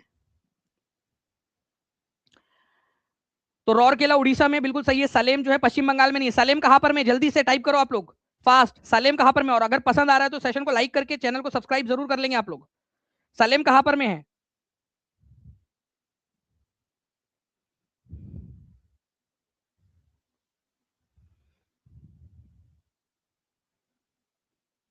सालेम जो है फ्रेंड्स तमिलनाडु के अंदर में। तो गलत वाला बोला था आप लोगों ने, लगा दिया। देखिए पार्टी पॉपअप आ गया, मतलब सही है आप लोगों का। तो रौरकेला उड़ीसा में है, बोकारो झारखंड में है, दुर्गापुर पश्चिम बंगाल में, सलेम तमिलनाडु के अंदर में, टाटा ठीक है झारखंड के अंदर में, विश्वेश्वरैया कर्नाटक के अंदर में। चलो और करते हैं हम लोग। टाटा स्टील प्लांट ठीक है जमशेदपुर में है, कौन से राज्य में स्थित है? चलो ये भी क्वेश्चन आ गया बढ़िया से, इसका भी आंसर कर देंगे। मैं एक बार देख लेता हूँ कि कितने बच्चों ने सेशन को लाइक कर दिया, ताकि आगे करवाना है और भी करवाना है या नहीं करवाना है आप लोगों को, ये भी मुझे पता चल जाएगा, ठीक है। चलिए 600 के करीब करीब हम लोग पहुंच गए, तो जल्दी से सेशन को लाइक कर देंगे और चैनल को सब्सक्राइब जरूर कर लेंगे। टीचिंग परीक्षा के पेड कोर्स के अंदर में आप लोगों के लिए अवेलेबल है, तो पेड कोर्स के अंदर में जरूर जुड़ जाइएगा आप लोग। चलिए, तो जमशेदपुर जो है फ्रेंड्स आप लोगों को मिलेगा झारखंड के अंदर में। पार्टी पॉपअप आ गया। चलो आगे बढ़ते हैं जल्दी से। इस्पात संयंत्र और उसके संबंधित राज्यों के सही पहचान करिए। टाटा स्टील पश्चिम बंगाल में नहीं है, टाटा स्टील जो है आप लोगों को झारखंड के अंदर में मिलेगा। बोकारो जो है वो उड़ीसा के अंदर में नहीं है, झारखंड के अंदर में। सलेम जो है तमिलनाडु के अंदर में, ठीक है। विश्वेश्वरैया जो है ये झारखंड के अंदर में नहीं है, ये आप लोगों को कहां पर में मिलेगा? विश्वेश्वरैया कर्नाटक के अंदर में। सलेम तमिलनाडु के अंदर में है, बोकारो उड़ीसा में नहीं है, झारखंड के अंदर में है, ठीक है। टाटा जो है आप लोगों का झारखंड के अंदर में। तो सही वाला एक ही है केवल, टाटा। जल्दी से आप लोग आंसर करते जाएंगे स्पीड में। चलो, इसके बाद में कर्नाटक राज्य निम्नलिखित में से किस इस्पात संयंत्र का घर है? ठीक है, कर्नाटक के अंदर में कौन सा वाला इस्पात संयंत्र है? जल्दी बताइए आप लोग, इनमें से कौन सा वाला है? टाटा ठीक है या टिस्को? आप लोगों को पता है झारखंड के अंदर में, दुर्गापुर पश्चिम बंगाल के अंदर में, सालेम तमिलनाडु के अंदर में, विश्वेश्वरैया जो है भद्रावती आप लोगों को मिलेगा, ठीक है कर्नाटक के अंदर में। तो ये आगे आपको वापस से पढ़ने के लिए, जब तक पढ़ोगे जब तक करो, देखो 9 क्वेश्चन तक ही पहुंचे और आपको याद हो गया है। कितने लोग चाहते हैं कि इस तरीके से आप लोगों की प्रिपरेशन हो जाए? टीचिंग परीक्षा एकमात्र स्थान है जहां से आपका सिलेक्शन कंफर्म है। तो आज के आज जुड़कर ये सारी सुविधाओं का लाभ ले लीजिए आप लोग। दुर्गावती जो है आप लोगों को मिलेगा पश्चिम बंगाल के अंदर में, खत्म, ठीक है। नेक्स्ट क्वेश्चन देखो कितने स्पीड में याद हो गया। बोकारो कहां पर में है? बोकारो बोकारो बोकारो झारखंड के अंदर में, खत्म, ठीक है। नेक्स्ट क्वेश्चन, निम्नलिखित में से कौन सा इस्पात दोनों झारखंड में है? बोकारो और टाटा स्टील, रौरकेला बोकारो, टाटा और दुर्गापुर, सलेम और विश्वेश्वरैया। आप सारे बता सकते हो मुझे, सारे के सारे कमेंट के अंदर में लिख के बताएंगे आप सभी के सभी। बोकारो कहां पर में है और टाटा कहां पर में? झारखंड के अंदर में। रौरकेला और बोकारो सभी बताएंगे आप, सारे के सारे लिख दो जो जो जहां जहां आपको दिख रहे हैं, ठीक है। तो हमने सही आंसर लगा दिया, पार्टी पॉपअप आ गया, ठीक है। भद्रा विश्वेश्वरैया जो है कौन से राज्य में है? विश्वेश्वरैया इस्पात संयंत्र, विश्वेश्वरैया इस्पात संयंत्र कर्नाटक के अंदर में है, खत्म। जो जैसे मैंने आपसे प्रॉमिस किया था आपको याद करवा दिया मैंने। जो बच्चा देखा है हाथ ऊपर कर देंगे अगर याद हो गया तो, हर बच्चा, ताकि ऐसे ही आप लोगों को सारे प्रोवाइड करवा दूं मैं। पश्चिम बंगाल में कौन सा है इनमें से? तो दुर्गापुर पश्चिम बंगाल में है, ठीक है। आप जैसे बोलेंगे बिल्कुल वैसे बना सकते हैं हम। सेलम या सालेम जो है आप लोगों का दक्षिण भारत में है, कहां पर में? तमिलनाडु के अंदर में है, ठीक है। उसके बाद में भद्रावती जो है कहां पर में है? भद्रावती के पास में कर्नाटक के अंदर में विश्वेश्वरैया है, खत्म, फिनिश, कॉन्ग्रेचुलेशन। अगर याद हो गया है तो हाथ ऊपर करके बता देंगे सभी बच्चे, तो मैं आप लोगों के लिए और बहुत सारा कर दूंगा, ठीक है। ओके, जल्दी से कमेंट करके बता दीजिए। तो ऐसे बहुत सारे आप लोगों के लिए जो है करवा सकते हैं हम।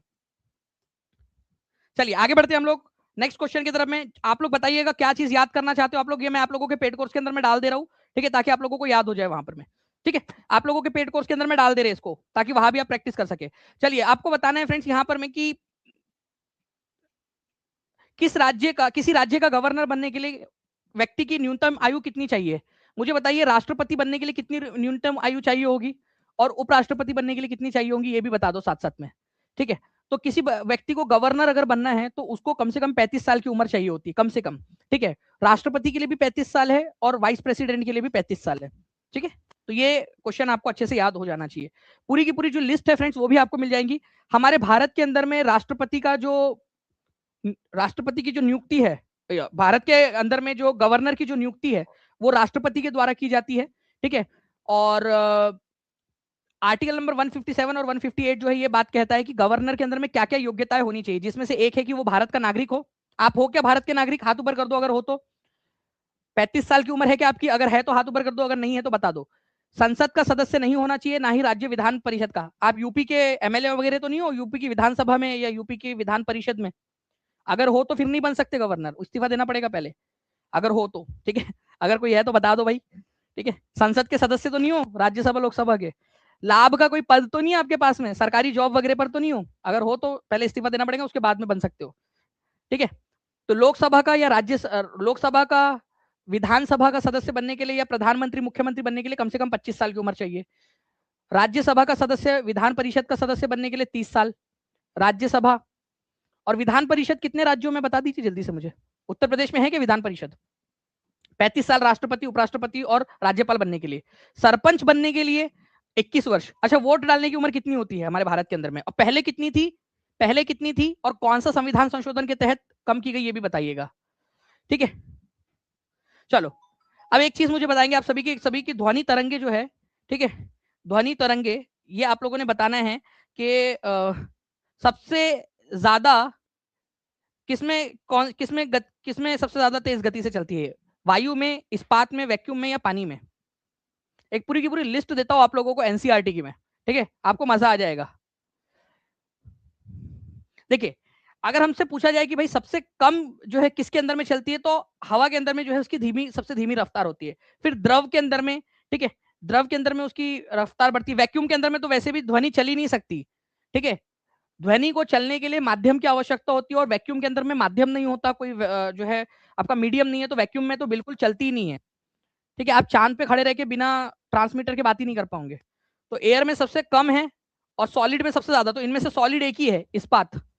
ठीक है, अब आप लोगों के लिए पूरी की पूरी लिस्ट दे रहा हूं, ये देख लीजिए आप लोग। इनमें से भी अगर कोई पूछ ले तो आप लोगों को आना चाहिए। ठीक है, तो एल्यूमिनियम, ठीक है, आप देखिए ठोस में भी एल्यूमिनियम के अंदर में इसकी रफ्तार, ठीक है, कितनी है? 6420 मीटर पर सेकेंड ध्वनि की रफ्तार।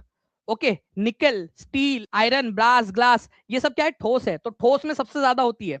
ठीक है, ये याद रखना है आप लोगों ने। इसके अलावा द्रव में मध्यम जो है गति है, और गैस के अंदर में, गैसियस के अंदर में इसकी सबसे कम होती है। ओके, जिसमें से गैस में भी हाइड्रोजन के अंदर में सबसे ज्यादा, इसमें आप देख सकते हो, इनमें भी हीलियम से भी ज्यादा हाइड्रोजन के अंदर में। ओके, हाइड्रोजन गैस, केवल अगर हाइड्रोजन गैस है तो उसमें 1284 मीटर पर सेकंड की स्पीड से दौड़ेंगी। ठीक है, ध्वनि, ये भी इंपॉर्टेंट है। अगर आप बोलोगे तो इसको भी अगर मैं मेमोराइजर में डाल दूं, ठीक है, यूपी स्पेशल मेमोराइजर में, तो आपके लिए यूपी स्पेशल, ठीक है, UP super TET, UP TGT, UP TET, UP PGT, UP का ट्रिपल एससी, पीईटी, सारे के सारे आप लोगों के एग्जाम क्लियर हो जाएंगे इससे। ठीक है, चलो चलिए नेक्स्ट क्वेश्चन की तरफ में आगे बढ़ते हैं फ्रेंड। निम्नलिखित में से कौन सा विटामिन हार्मोन की तरह काम करता है? हार्मोन की तरह, आपके अंदर में हार्मोन की तरह काम करने वाला विटामिन कौन सा है?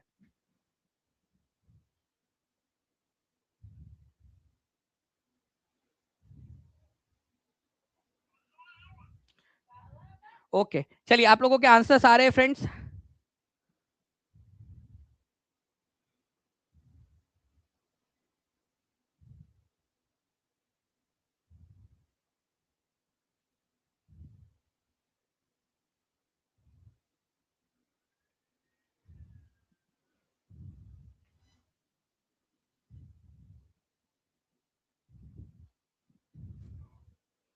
जी, तो कैल्सीट्रेओल जो है आप लोगों का फ्रेंड्स कैल्शियम को एब्जॉर्ब करने में भी काम आता है। विटामिन डी की यहाँ पर में बात हो रही है, तो विटामिन डी जो है एक हार्मोन की तरह भी काम करता है आप लोगों का। कैल्शियम एब्जॉर्ब करने के काम में आता है विटामिन डी।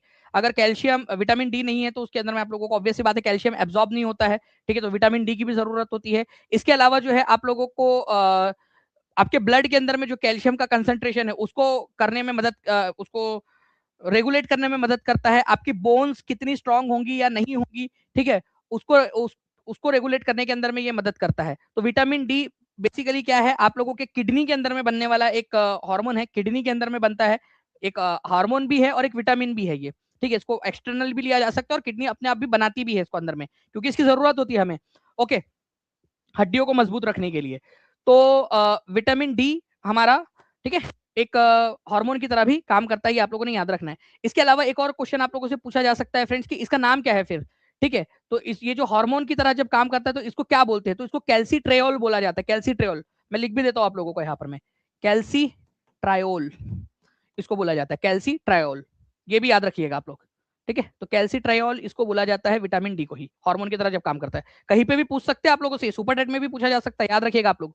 बाकी जो है फ्रेंड्स आप लोगों का, देखिए विटामिन सी जो है ये एक एसिड है, एस्कॉर्बिक एसिड, ठीक है। उसके बाद में जो है आप लोग देखिए विटामिन डी जो है ये आप लोगों का कैल्सीफेरॉल के नाम से भी जाना जाता है, ठीक है, एर्गो कैल्सीफेरॉल के नाम से भी जाना जाता है, ठीक है। विटामिन ई को क्या बोला जाता है, टोकोफेरॉल बोलते हैं विटामिन ई को, ओके। विटामिन बी को क्या बोला जाता है, विटामिन बी के तो पूरी फैमिली है, पूरी की पूरी, विटामिन बी 1 बी 2 बी 3 वगैरह वगैरह वगैरह, ठीक है। चलिए, निम्नलिखित में से कौन सा एक, ठीक है, टिश्यू है, रक्त, किडनी, फेफड़ा, ओवरी, कौन सा वाला इनमें से एक टिश्यू है?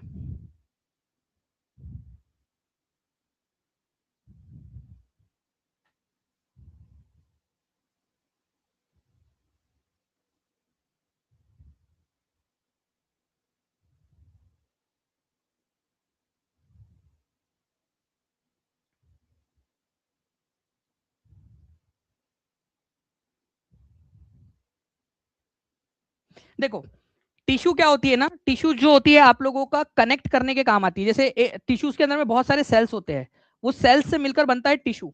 जैसे मान लो कि ये मेरा हाथ है, हाथ का ये इतना हिस्सा जो है ना वो टिश्यू बना रहा है, टिश्यू, ठीक है। तो अगर कोई भी चीज मैट्रिक्स बना रही है या जोड़ रही है, ठीक है, बाकी चीजों को जोड़ रही है, हमारे शरीर के अंगों को जोड़ रही है, तो उसको आप लोग टिश्यू कहेंगे, उत्तक कहेंगे। तो हमारे बॉडी के अंदर में जो ब्लड है, चाहे वो प्रवाहित हो रहा हो, लेकिन आप देखिए ना वो पूरा का पूरा जो है वो जोड़े हुए है, सबको जोड़े हुए है, एक फ्लोइंग टिश्यू की तरह काम कर रहा है। जैसे हमारी बाकी के जो सब्सटेंस, हमारा जो मांस है, जो ये सारी चीजें हैं जो जोड़ रही है, ठीक है, अलग अलग जो हमारे ऑर्गन है उनको, वैसे ही ब्लड भी तो एक तरीके से जोड़ ही रहा है, ठीक है, वही तो काम कर रहा है। जो जो टिश्यू की डेफिनेशन है, ठीक है, कि भाई जोड़ना चाहिए, मैट्रिक्स बनाना चाहिए, अवयव बनाना चाहिए उसने, तो वही तो कर रहा है ब्लड भी। तो इनमें से देखिए क्वेश्चन बहुत ही ध्यान से बनाया गया यहाँ पर मैं क्वेश्चन। तो ब्लड भी एक प्रकार का क्या है आप लोगों का, कनेक्टिंग टिश्यू है, ये याद रखना है आप लोगों ने फ्रेंड्स। तो ब्लड को टिश्यू ही माना जाता है, ये आप लोगों ने याद रखना है, ठीक है। चलिए, बाकी आप लोगों के अलग अलग प्रकार के टिश्यूज होते हैं, ये सारा का सारा जो है मैं आप लोगों को जो है इसमें दे दूंगा आपको पीपीटी के अंदर में, तो आप यहाँ देख सकते हो आप लोगों का ब्लड जो है वो भी एक प्रकार का टिश्यू ही है। अब देखिए डी ट्रिपल एस बी में भी क्वेश्चन आ गया ये, अब तो आप लोग आंसर कर दो।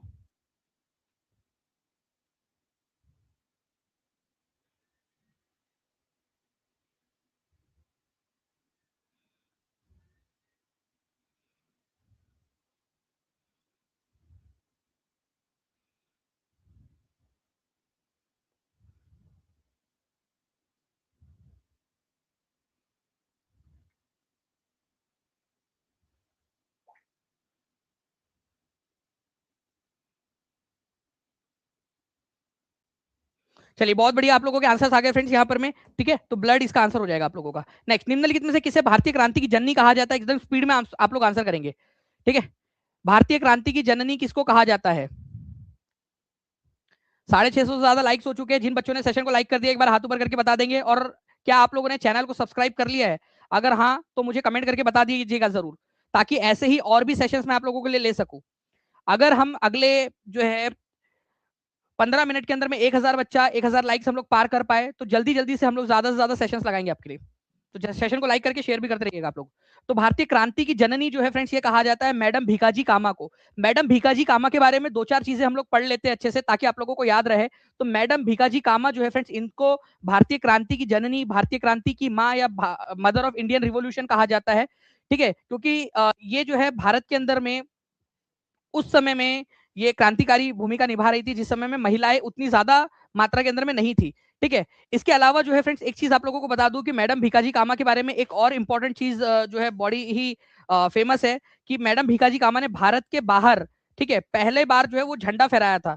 तो हमारे भारत के बाहर अगर किसी ने सबसे पहली बार झंडा फहराया था, ठीक है, तो वो कौन थी? मैडम भीकाजी कामा थी। ठीक है, कहां पर में उन्होंने फहराया था?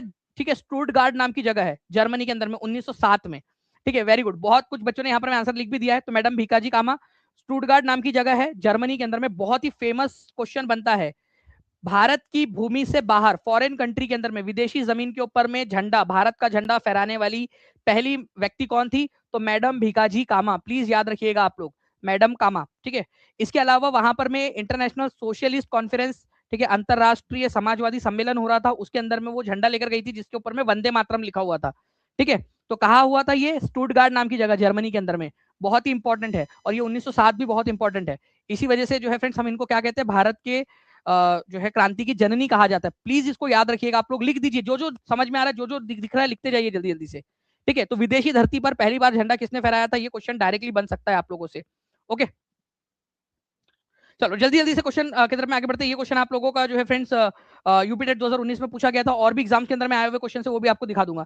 दिल्ली के निम्नलिखित में से कौन से सुल्तान थे जिसने अपने आप को सिकंदर सानी, ठीक है, सिकंदर द्वितीय की उपाधि दी थी? सिकंदर सानी मतलब ही होता है सिकंदर द्वितीय, अपने आप को सिकंदर जैसा महान समझता था वो। ठीक है, बलबन, अलाउद्दीन खिलजी, सिकंदर लोधी, इल्तुतमिश। ठीक है, तो खिलजी वंश का शासक था वो, खिलजी वंश का सेकंड नंबर का शासक था अलाउद्दीन खिलजी, जिसने अपने आप को सिकंदर द्वितीय या सिकंदर सानी की उपाधि दी थी। सिकंदर की तरह सेकंड नंबर का सिकंदर, तो आंसर इसको ऑप्शन नंबर बी हो जाएगा। इसको भी याद रख लीजिए आप लोग। ओके, नाउ इसके अलावा जो है फ्रेंड्स, एक चीज आपको याद रखनी है कि खिलजी वंश जो है सबसे कम समय तक शासन करने वाला। दिल्ली सल्तनत के अंदर में 5 राजवंश आए हैं, 5 राजवंश हुए हैं। इसका भी आप, अच्छा एक और चीज आपको बता दूं, आप लोगों के लिए एक ना माइंड मैप का भी कोर्स वहां पर में उपलब्ध है टीचिंग परीक्षा के एप्लीकेशन के ऊपर में। ठीक है, एक बार मैं टीम से रिक्वेस्ट करूंगा कि इफ प्लीज वहां पर में अगर हम लोग लगा सके, दिखा सके माइंड मैप, दिल्ली वाला जो हम लोगों ने लगाया दिखा बनाया है, ठीक है, वो हमें मिल जाएगा दिल्ली वाला। ठीक है, तो वो भी आप लोगों के बहुत काम में आएगा। तो सबसे कम समय तक, केवल 30 साल तक जो है इसने शासन किया है, खिलजी वंश ने, पूरे खिलजी वंश ने केवल 30 साल तक। ओके, ये भी याद रखना है आप लोगों ने। इसके अलावा अलाउद्दीन खिलजी के समय के अंदर में दो चीजें बड़ी मशहूर थी, बताओगे आप लोगों को? सबसे पहली चीज, एक था हुलिया। हुलिया, हुलिया मतलब उस समय का आधार कार्ड। आप लोगों के आधार कार्ड के ऊपर में कैसी फोटो है? अच्छी है, मतलब मस्त, खूब खुशबूरत आपकी फोटो, या फिर कैसा लगता है आप लोगों को, कैसी फोटो है, क्या है? तो भाई हुलिया जो है उस समय में क्या था कि जितने भी सैनिक है उन सभी का, ठीक है, ये चेहरे पे आपके तिल है, ठीक है, ओके, हाथ के अंदर में आपकी 5 की जगह 6 उंगली, जो भी आपका जो है शारीरिक जो भी है ना बनावट, या जो भी चीजें आपके अंदर में कुछ एक्स्ट्रा है या कोई आपकी पहचान हो सकती है, तो उसका ब्यौरा, उस समय का आधार कार्ड समझ लीजिए आप लोग उनका। ठीक है, तो अलाउद्दीन खिलजी के समय हुलिया प्रथा थी। हुलिया, जितने भी सैनिक है, जितने सोल्जर्स है, ठीक है, उनका जो है ब्यौरा, शारीरिक ब्यौरा, उनकी बनावट का ब्यौरा वो रखा गया था। ठीक है, और इसके अलावा एक प्रथा थी जिसको बोलते थे दाग प्रथा, दाग। ठीक है, अब देखो क्या होता था ना कि आपको मान लो आपको राजा बना दिया अपन ने, आप कौन से इलाके में रहते हो? आप कौन से इलाके में रहते हो? जो भी इलाके में, मान लो कि आप कानपुर में रहते हो या लखनऊ में रहते हो आप, ठीक है, मान लो कि आपको लखनऊ का जो है वो राजा बना दिया। आप अपने राज्य की रक्षा करने के लिए आपको घोड़े लग रहे हैं, तो कैसे कैसे क्वालिटी के घोड़े लाओगे आप? अच्छे क्वालिटी के लाओगे ना भाई, रक्षा करनी है। अब आपके सैनिक जो है वो बड़े खराब है, ठीक है, वो क्या करते हैं कि अच्छे क्वालिटी के जो घोड़े हैं आपके, वो बाजार में ले जाके बेच देते हैं, और ठीक है, वो एकदम मरियल से घोड़े लाकर जो है वो रख देते हैं उनके जगह पे, अच्छे क्वालिटी के घोड़े जो है वो बेच देते हैं बाजार में। तो क्या किया जाता था, घोड़े को पहचान करने के लिए दाग प्रथा, ठीक है, दाग प्रथा मतलब कि ये इस तरीके से एक एक दाग लगा देना उसके ऊपर में कि भाई ये घोड़ा कोई खरीदेगा नहीं, जिसने खरीदा उसको जाएगा मौत की सजा। ठीक है, तो मरियल से घोड़ा लाके रख देते थे, अच्छे हट्टे कट्टे घोड़े बेच देते थे वो लोग। ठीक है, सर हम एजुकेटेड हॉर्सेस लाएंगे भारत के अंदर में। आज के समय में आपको एजुकेटेड इंसान नहीं मिल रहे, आप एजुकेटेड घोड़ों की बात कर रहे हो, एजुकेटेड नेता नहीं मिल रहे हम लोगों को। ठीक है, तो ये दाग प्रथा और हुलिया दोनों के दोनों अलाउद्दीन खिलजी के समय काल की थी, ये भी याद रखना है आप लोगों ने। ओके, चलिए, तो दाग और हुलिया प्रथा अलाउद्दीन खिलजी के समय काल की थी। और भी सारी चीजें मैं आप लोगों को बता सकता हूँ। ठीक है, इसका ओरिजिनल नाम था अली गुरशप, अलाउद्दीन खिलजी का असली नाम था अली गुरशप। तो अलाउद्दीन नाम उसने अपनाया था, और साथ ही साथ अपने आप को सिकंदर सानी भी कहलवाता था। ठीक है, भारतीय क्रांति की जननी किसे कहा गया? जल्दी से एकदम स्पीड में आंसर कर देंगे आप लोग, जल्दी से हम लोग आगे बढ़ सकते हैं। ठीक है, देखिए आप लोगों को टीचिंग परीक्षा के एप्लीकेशन के ऊपर में, ठीक है, जब आप कोर्स लेने जाओगे तो वहां पर में आप लोगों को एक चीज और मिलती है, ठीक है, जो है आपका इस तरीके से माइंड मैप्स। टीचिंग परीक्षा के माइंड मैप्स आप लोगों को यहाँ देखने के लिए मिलेंगे, ये देख सकते हो आप लोग। ठीक है, दिल्ली सल्तनत, बिल्कुल। और ऐसा नहीं कि सिर्फ इंग्लिश में, हिंदी में भी, हिंदी इंग्लिश दोनों में इस तरीके के माइंड मैप्स आपको मिल जाएंगे। शॉर्ट ट्रिक के साथ में गुलाब खिले तो सांस लो, ठीक है, गुलाम वंश, खिलजी वंश, तुगलक वंश, सैयद वंश, लोधी वंश, ठीक है, इस तरीके से। और उनके उनके कितने समय तक उन्होंने शासन किया है, हर जानकारी। ये तो मैंने जस्ट एक एग्जांपल दिया आप लोगों को। ठीक है, दिल्ली, इसमें रजिया सुल्तान के बारे में भी देखिए क्या यहाँ पर में आया है पूरा का पूरा। ठीक है, तो अल्तुनिया के साथ में उसका विवाह हुआ था, ये भी आप लोगों को जानकारी मिली। तो इस तरीके से जो है फ्रेंड्स, अगर आप लोग चाहो तो माइंड मैप्स के अंदर में भी आप लोग जुड़ सकते हो कोर्स के साथ में, ताकि आप लोगों की प्रिपरेशन और ज्यादा मजबूत हो जाए। चलिए, तो भारतीय क्रांति की जननी जो है मैडम भिकाजी कामा को कहा गया है। मैडम भिकाजी कामा ने कहां पर में झंडा फहराया था, ये आप लोग कमेंट करके जल्दी से बता देंगे। मैडम भिकाजी कामा ने झंडा कहां पर में फहराया था, ठीक है, विदेशी धरती के ऊपर में, और कौन से साल के अंदर में, ये आप लोग आंसर जरूर करेंगे। Next question, grand old lady of independence movement, स्वतंत्रता आंदोलन की महान बूढ़ी औरत किसको कहा गया है? स्वतंत्रता आंदोलन की महान बूढ़ी औरत किसको कहा गया है?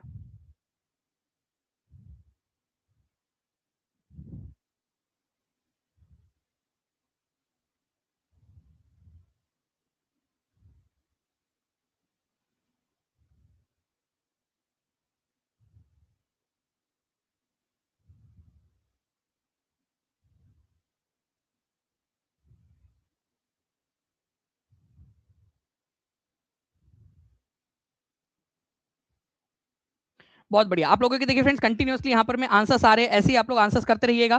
ठीक है, तो देखिए यहाँ पर में भारत की महान स्वतंत्रता संग्राम की महान बूढ़ी औरत जो है वो अरुणा आसफ अली को कहा गया है।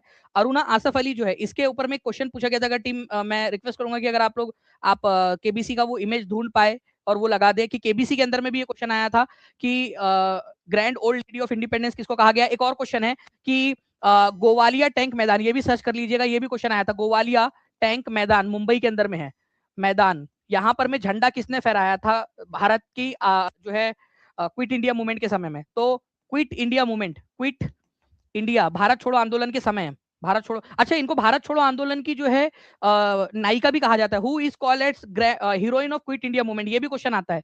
हीरोइन, नायिका, हीरोइन, भाई मतलब ऑब्वियसली बात है, महान बूढ़ी औरत बोल के मतलब ऐसा मत समझना कि बूढ़ी थी, कभी भाई कभी ना कभी तो जवान रही होंगी ना वो। ठीक है, नायिका का काम किया है, जब बड़े बड़े हमारे नेताओं को उठा लिया गया था रातों रात ऑपरेशन जीरो आवर के तहत, ठीक है, 8 अगस्त 1942 को, तब ये लोग थे यंग लोग जिन्होंने कमान संभाली थी।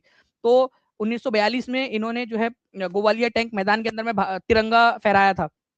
ठीक है, इनको heroine of quit India movement भी कहा जाता है, grand old lady of independence भी इनको बोला जाता है।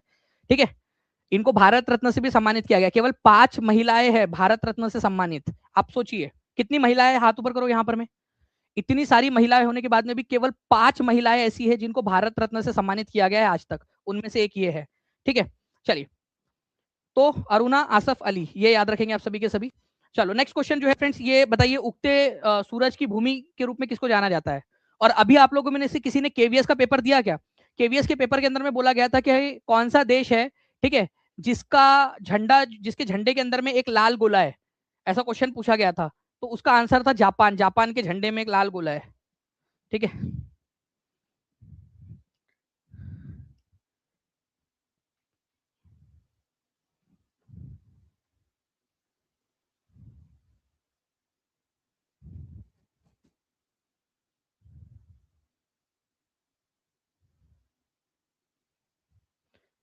ठीक है, बिल्कुल, बहुत बढ़िया आप लोग आंसर कर रहे हो फ्रेंड्स यहाँ पर में।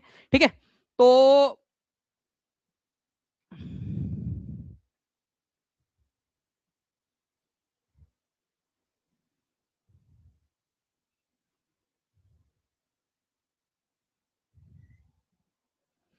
आप लोगों के आंसर आ रहे हैं जापान।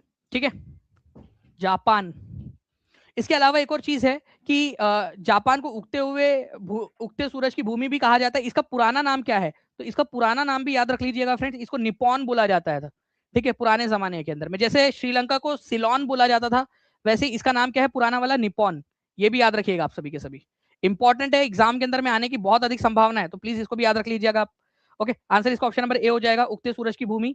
ठीक है, नेक्स्ट क्वेश्चन, गदर पार्टी का मुख्यालय कहां पर में स्थित था? गदर पार्टी की स्थापना कहां पर में हुई थी? गदर पार्टी के संस्थापक कौन थे? गदर पार्टी के पहले मुखिया कौन थे? गदर पार्टी के जो मुखपत्र था गदर, उस वो सबसे पहले कौन सी भाषा में निकाला गया था? एक ही क्वेश्चन में मैंने आप लोगों के ऊपर में धड़ धड़ फायरिंग कर दी है क्वेश्चंस की, अब जल्दी जल्दी से आप लोग आंसर करेंगे। ठीक है, तो देखिए फ्रेंड्स, गदर पार्टी की अगर हम लोग बात करेंगे तो गदर पार्टी की स्थापना 1913 के अंदर में हुई थी, और कहां पर में हुई थी? तो सैन फ्रांसिस्को के अंदर में। गदर पार्टी के संस्थापक कौन थे, अगर ये आप लोगों से क्वेश्चन पूछ लिया जाए, ठीक है, तो लाला हरदयाल को तो आप जानते ही हो। ठीक है, लाला लाला हरदयाल, लेकिन और भी थे। ठीक है, उनमें से एक थे सोहन सिंह भाखना, सोहन सिंह भाखना भाखना सोहन सिंह भाखना। ओके, तो सोहन सिंह भाखना, लाला हरदयाल।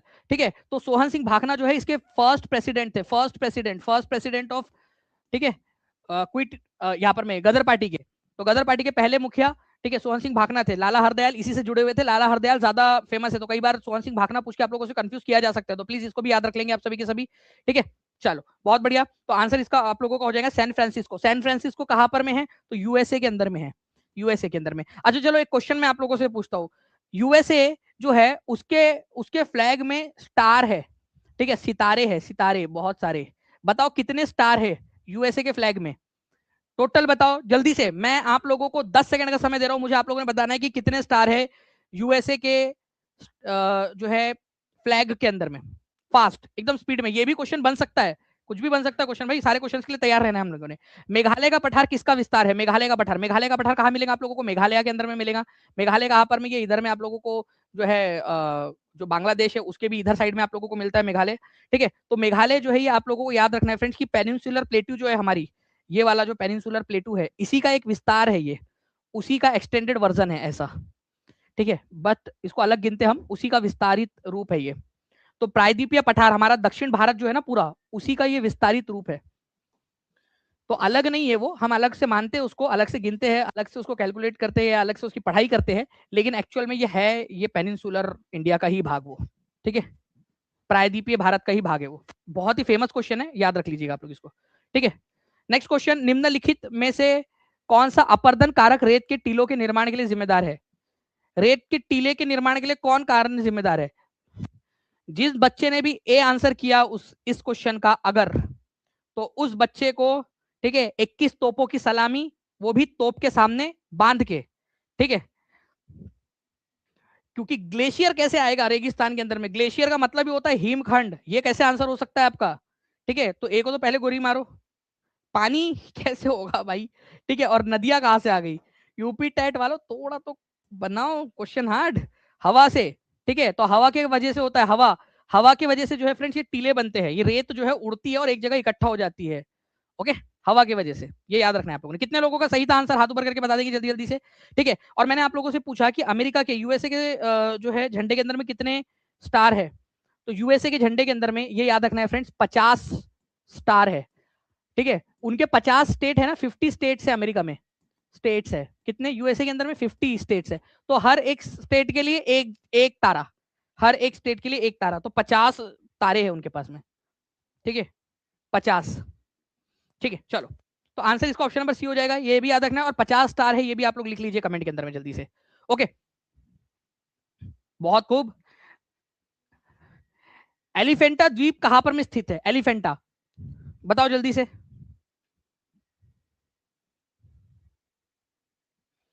एलिफेंटा की केव्स, ठीक है, तो ये आप लोगों को मुंबई के तट के ऊपर में मिलेंगी फ्रेंड्स, अरब सागर के अंदर में एलिफेंटा की गुफाएं। और इसको क्या बोला जाता है? ग्रहपुरी की गुफाएं भी बोला जाता है। मैं लिख भी देता हूं आप लोगों को, यहाँ पर में भगवान शिव को समर्पित जो है काफी सारे केव्स आप लोगों को मिलेंगे, एलिफेंटा की गुफाएं। ठीक है,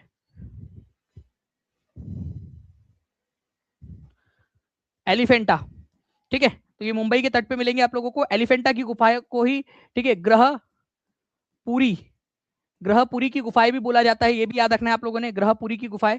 ओके, एक और इंपॉर्टेंट पॉइंट है, क्योंकि एलिफेंटा तो हमारे अब वो राष्ट्रकूट लोगों ने उसका निर्माण करवाया था, राष्ट्रकूट राजाओं ने। ठीक है, उन लोगों ने थोड़ी ना एलिफेंटा नाम रखा होगा, एलिफेंटा तो अंग्रेजों ने रखा। तो एलिफेंटा के पहले उसको ग्रहपुरी की गुफाएं भी बोला जाता है। और मैं आपको बता दूं कि ये वर्ल्ड हेरिटेज साइट है यूनेस्को की, ठीक है, वर्ल्ड हेरिटेज साइट। एलिफेंटा या ग्रहपुरी की गुफाएं है वर्ल्ड हेरिटेज साइट। 1987 के अंदर में इसको वर्ल्ड हेरिटेज साइट या फिर विश्व धरोहर, यूनेस्को की विश्व धरोहर इसको घोषित किया गया था। ठीक है, ये याद रखना है आप लोगों ने। ये भी बड़ा ही इंपॉर्टेंट वाला पॉइंट है आप लोगों का, कभी भी पूछा जा सकता है एग्जाम के अंदर में आप लोगों से। ठीक है, चलिए नाउ फ्रेंड्स, एक और चीज जो है आप लोगों को दिखाना चाहूंगा मैं। इस क्वेश्चन का आंसर कितने लोग कर पाते देखते हैं हम लोग। ठीक है, देखेगा जल्दी से इसमें।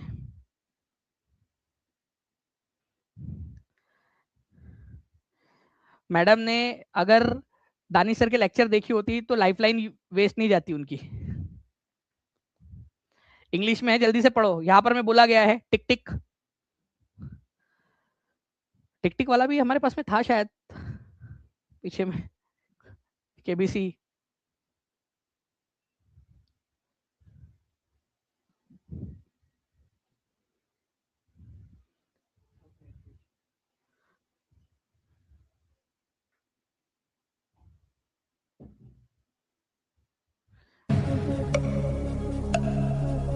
अब आ रही है बताना मुझे केबीसी का साउंड।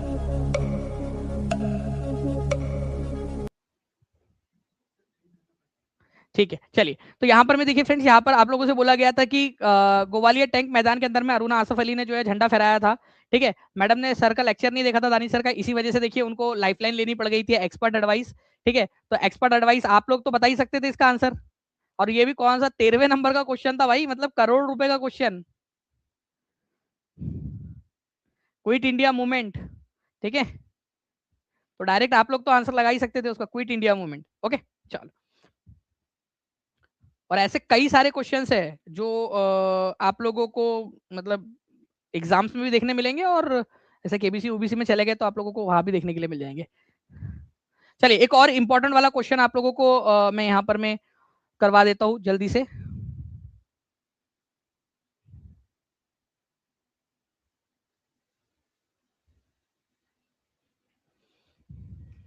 एलिफेंटा की गुफाएं कहां पर में, महाराष्ट्र के अंदर में, मुंबई के तट के ऊपर में, ये याद रखना है आप लोगों ने। ठीक है, ग्रहपुरी की गुफाएं भी बोला जाता है इनको। ठीक है, ये इस तरीके से है, ये एलिफेंटा द्वीप के ऊपर में। नाउ नेक्स्ट क्वेश्चन देखिए, सुल्ताना का स्वप्न, सुल्ताना का ड्रीम, ये किसने लिखी थी। इसके अंदर में ये बताया गया है, ठीक है, कि सारे के सारी जो मर्द प्रजाति है उनको भगा दिया गया पृथ्वी से। ठीक है, सारे मर्द, कितने लड़के हैं यहाँ पर में, हाथ ऊपर करो। लड़के कितने हैं यहाँ पर में, जल्दी जल्दी से। अरे यार आप लोगों का आई थिंक बड़ी स्क्रीन की है क्या। हाँ चलिए, कर दिया, ओके गुड। बताइए, तो जो जितने भी पुरुष है उनको भगा दिया गया है यहाँ से। ओके, और केवल पुरुष, केवल स्त्रियां ही स्त्रियां बची है। ओके, तो केवल स्त्रियां बची, तो पुरुषों को भगा दिया, और स्त्रियां जो है वो विमान उड़ा रही है, कार चला रही है, सब कुछ कर रही है। तो अपन लोगों को भगा दिया। मेरे को लेक्चर लेना है तो फिर मैं मंगल ग्रह से लेक्चर लूंगा, वहां पर मैं इंटरनेट लगवाना पड़ेगा, फिर वहां से लेक्चर लूंगा मैं आप लोगों के लिए, महिलाओं के लिए लेक्चर। लेक्चर तो ले रहे हैं, ठीक है। ठीक है, तो लेक्चर फिर मैं वहां से ले रहा हूँ। तो बेगम रुकैया शेखावत हुसैन ने लिखा था, ये आप लोगों ने याद रखना है। ठीक है, सुल्ताना ड्रीम, सुल्ताना का स्वप्न।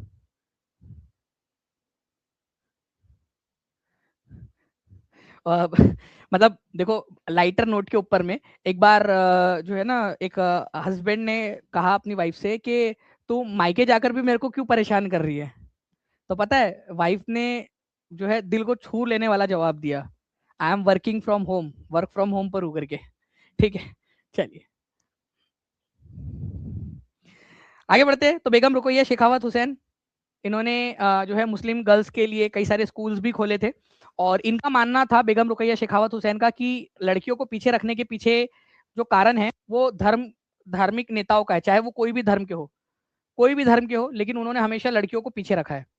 ठीक है, हिंदू धर्म, मुस्लिम धर्म, सिख, ईसाई, सारे धर्म के नेताओं ने, धार्मिक नेताओं ने स्त्रियों को पीछे रखा है। अब बताइए किसने पागलपंथी जो है आंदोलन जो था उसका नेतृत्व किया, पागलपंथी आंदोलन।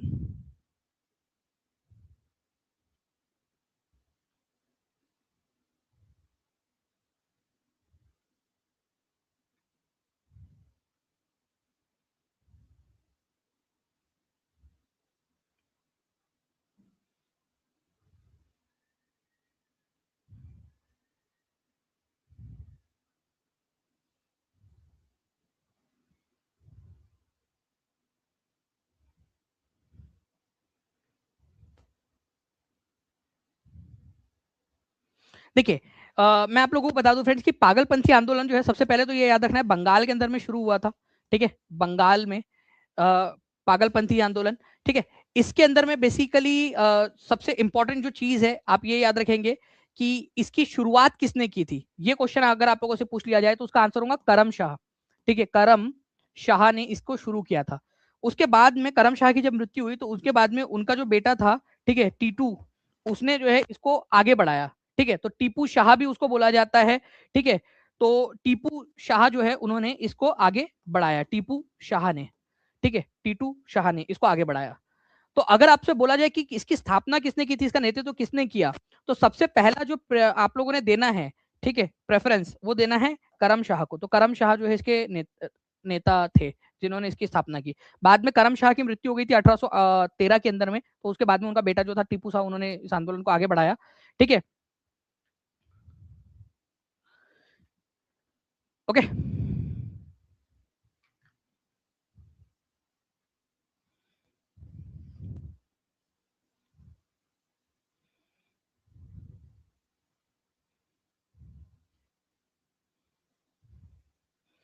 देखिए आप लोगों के सिलेबस के अंदर में फ्रेंड्स एक जो है एक इम्पोर्टेंट वाला जो है अपडेट डाला गया है। ठीक है, आपके इवन आपके पेडागोजी के अंदर में भी डाला गया है उसको। ओके, तो उसको मैं यहाँ पर मैं उसको भी मैं यहाँ मेंशन करना चाहूंगा क्योंकि हो सकता है कि ये अब आप लोगों के सुपर टेट के अंदर में भी पूछ लिया जाए। State archaeological department of Uttar प्रदेश कहाँ पर में लोकेटेड है। तो इस तरीके के जो डिपार्टमेंट्स है और जो अलग अलग इंस्टीट्यूशंस है उनके बारे में क्वेश्चंस पूछे जाएंगे, ऐसा बताया गया आपके सिलेबस के अंदर में।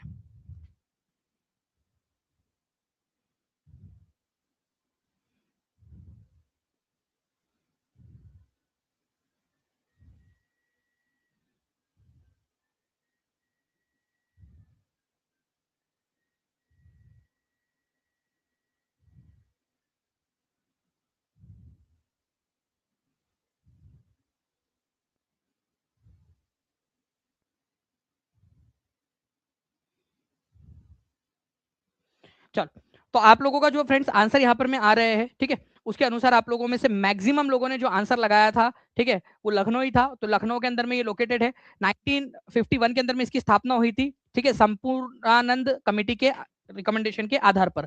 ठीक है, तो ये उस समय में एजुकेशन मिनिस्टर थे डॉक्टर संपूर्णानंद जी। ठीक है, तो किसकी रिकमेंडेशन के आधार पर 1951 के अंदर में लखनऊ के अंदर में इसकी स्थापना हुई थी। ठीक है, archaeological survey of archaeological department of Uttar Pradesh, state archaeological department of Uttar Pradesh, ये हुआ था 1951 के अंदर में।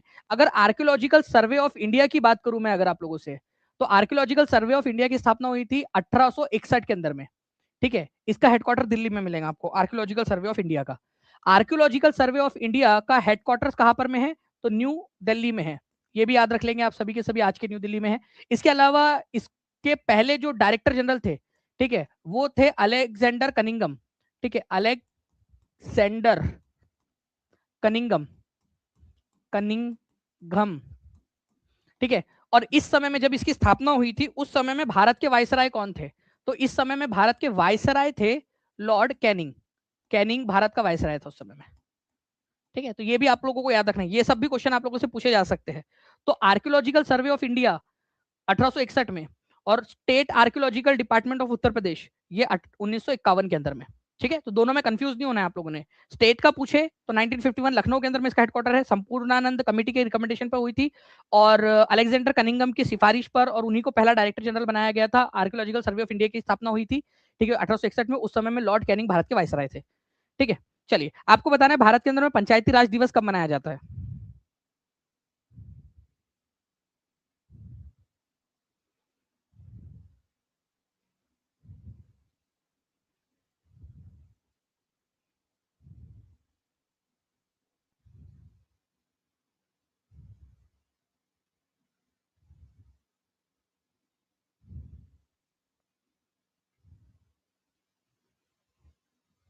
ठीक है, तो देखिए पंचायती राज दिवस जो है हम लोग मनाते हैं फ्रेंड 24 अप्रैल को, क्योंकि इसी दिन, ठीक है, 24 अप्रैल 1993 को, ठीक है, पंचायती राज जो कानून था 73rd नंबर का कॉन्स्टिट्यूशनल अमेंडमेंट एक्ट, ठीक है, लागू कब हुआ था, लागू हुआ था ये आपका 24 अप्रैल 1993 को। वैसे कॉन्स्टिट्यूशनल अमेंडमेंट एक्ट नंबर 92 था ये, मतलब साल था 1992 में पास हुआ था, लेकिन लागू किया गया उसको 93 के अंदर में 24 अप्रैल को।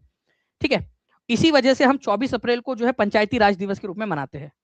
तो आंसर इसका ऑप्शन नंबर बी हो जाएगा। ठीक है, चौरी चौरा की घटना का संबंध इनमें से किससे है? चौरी चौरा की घटना का संबंध इनमें से किससे है, बताइए। क्या सभी बच्चों ने, जितने लोग देख रहे हैं यहाँ पर, मैं चैनल को सब्सक्राइब कर लिया है? अगर हाँ तो हाथ ऊपर करके बता देंगे जल्दी जल्दी से, ताकि आपको आगे में भी ऐसे ही वीडियोस सारे के सारे मिलते रहे। मैंने आप लोगों से एक और सवाल पूछा था कि कितने लोग चाहते हैं कि आप लोगों का जो 30 मार्क्स का जो पेपर है, जो सीडीपी के प्रकार है, जिसके अंदर में हमेशा आप लोगों को दिक्कत होती है कि सर इसका आंसर क्या लगाए क्या ना लगाए, ठीक है, अगर वो दिक्कत आपको होती है तो आप लोग मुझे कमेंट करके बताइएगा। ज्यादा से ज्यादा लोग बच्चे यहाँ पर मैं कहेंगे तो उसको हम लोग जरूर जल्दी से जल्दी वो वीडियो लगाएंगे आपके लिए।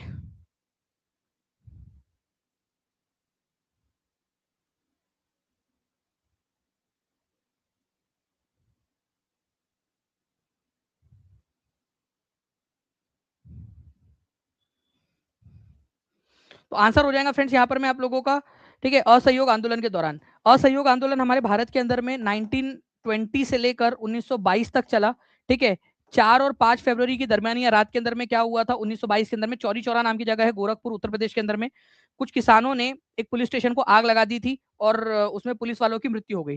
तो गांधी जी ने 4 फरवरी के बाद में कुछ दिन तक सोचा और 12 फरवरी 1922 को, जब वो बारदोली नाम की जगह है, बारदोली नाम की जगह गुजरात के अंदर में मिलेंगे आपको, गुजरात में, वहां जब भाषण दे रहे थे तो उस भाषण के दौरान गांधी जी ने कहा कि मैं असहयोग आंदोलन को वापस ले रहा हूं।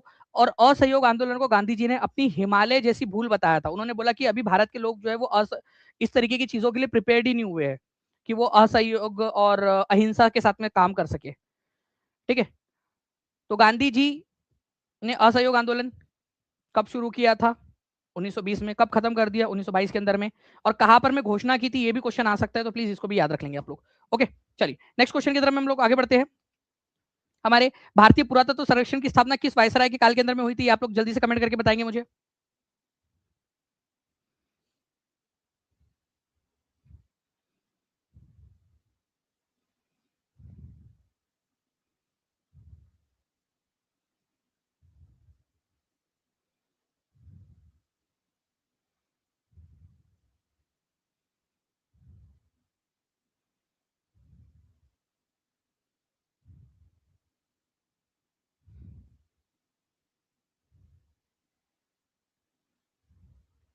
चलिए, आप लोगों के आंसर्स आ गए फ्रेंड्स। भारतीय सर्वेक्षण विभाग की स्थापना जो है हुई थी 1861 के अंदर में। तो 1861 के अंदर में भारत के वायसराय थे लॉर्ड कैनिंग। ठीक है, नेक्स्ट क्वेश्चन की तरफ में आगे बढ़ते हैं। आप लोगों को इसका आंसर आप लोग लगाओगे, मैं आप लोगों को 15 सेकंड का समय दे रहा हूं, जल्दी से आप लोगों का आंसर इसी के अंदर में आ जाना चाहिए। भारतीय पुरातत्व सर्वेक्षण की स्थापना कब हुई थी? इसके डायरेक्टर जनरल या सर्वेयर जनरल पहले वाले कौन थे? ये भी कमेंट करके आंसर आप लोग कर देंगे जल्दी से।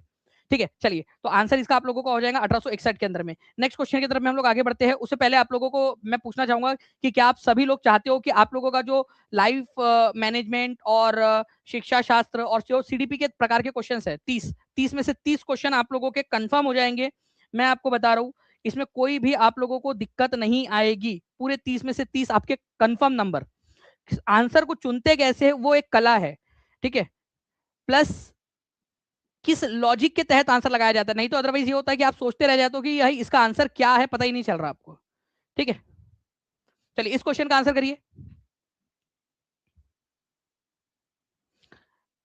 अच्छा, एक और क्वेश्चन यहां पर भी टीम दिखा रही है आप लोगों को स्क्रीन के ऊपर में। इसका आंसर करना चाहोगे आप लोग? कितने लोग हैं? 25 लाख रुपए मिलेंगे आप लोगों को। 25 लाख रुपए के लिए दानिश सर की क्लास से ये क्वेश्चन आपके स्क्रीन पर। नीतू जी बोल रहे सभी लोग लाइक एंड शेयर कर दो भाई लोग, सभी लोग जल्दी से चलो कर दो। ऐसे ही और भी बहुत सारे सेशंस के लिए। तो आंसर जो है आप लोगों ने लगा दिया है सी। ठीक है, पंडिता रमाबाई सरस्वती लगा रहे कुछ लोग, अरुणा आसफ अली। तो grand old lady of India, grand old lady किसको कहा जाता है? अरुणा आसफ अली को। वो स्क्रीनशॉट भी लगा देना यार, अभी पढ़ाया था ये वाला हमने। ठीक है, चलो ठीक है। अब बड़ा बताओ इसका आंसर क्या होगा। देखिए फ्रेंड्स, सुरेंद्र नाथ बैनर्जी जो है, जिनको सरेंडर नॉट बैनर्जी भी बोलते थे, झुकते नहीं थे किसी के सामने वो, ठीक है। तो सुरेंद्रनाथ बैनर्जी, इनकी पुस्तक है a nation in making, a nation in making, ठीक है। दादा भाई नौरोजी ने पुस्तक लिखी है poverty and un British rule in India. Subhash Chandra Bose की पुस्तक का नाम है द इंडियन स्ट्रगल, ठीक है। और हिंद स्वराज जो है ये गांधी जी की पुस्तक है। अब बताओ इसमें से आंसर क्या होगा, ये आप लोग लगाएंगे जल्दी से, बताओ आंसर क्या होगा, जल्दी से आप लोग कमेंट करके दीजिए। और आप लोगों में से जितने भी बच्चे हैं मैं उनसे सबसे पूछना चाहूंगा कि कितने लोग चाहते हैं इसको मैं बाइलिंगुअल करके, बाइलिंगुअल हिंदी प्लस इंग्लिश करके, इसको हिंदी प्लस इंग्लिश करके आपके मेमोराइजर में डाल दूं पेड क्लास के अंदर में, ताकि आपको सारे के सारे ये याद हो जाए। ये सब ये वो लिस्ट है जो एग्जाम में आए हुए क्वेश्चन है, अलग अलग एग्जाम्स में आए हुए क्वेश्चन, ठीक है, सारे के सारे। इसको बाइलिंगुअल करके मैं आप लोगों के पेड क्लास के अंदर में जो मेमोराइजर है, आपको जो नया फीचर दिया है एआई फीचर टीचिंग परीक्षा ने आप लोगों को आपके पेड क्लास में, उसमें मैं आपको डाल देता हूँ, ठीक है। आप लोग उससे अच्छे से कर दीजिएगा, उसकी रिवीजन आप लोगों को मजा आएगा आप लोगों को करने में। चलिए, भारत में कृषि ऋणों का शीर्ष निकाय है apex body of agricultural loan. Bharat के अंदर में एग्रीकल्चरल लोन देने के लिए कौन सी वाली निकाय सबसे ऊपर है?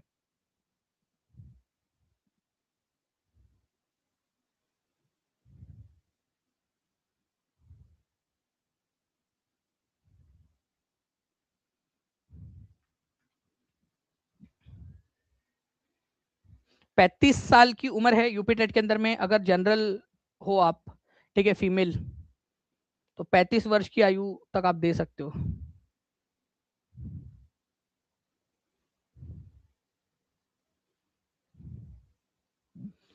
तो भारत में कृषि ऋणों का शीर्ष निकाय जो है फ्रेंड्स वो है नाबार्ड, ठीक है।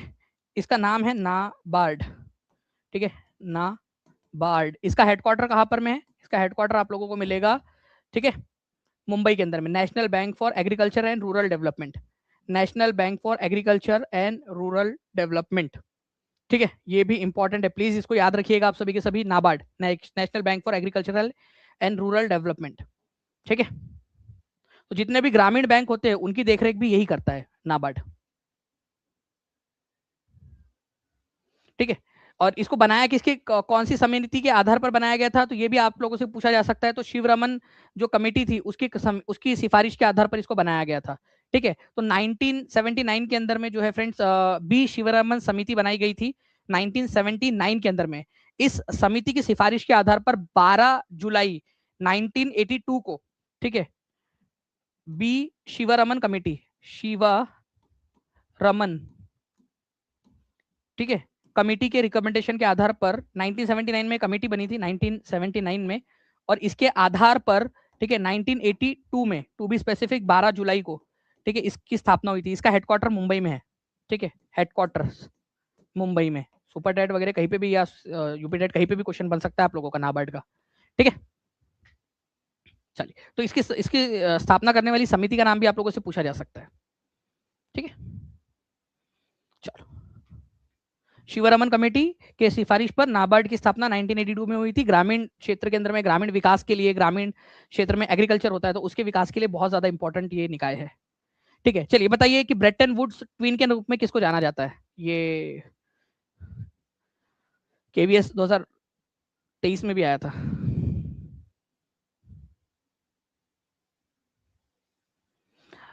सीटेड वाले डाल सकते हैं क्या फॉर्म, उसके ऊपर में मैं आप लोगों को बताऊंगा अभी।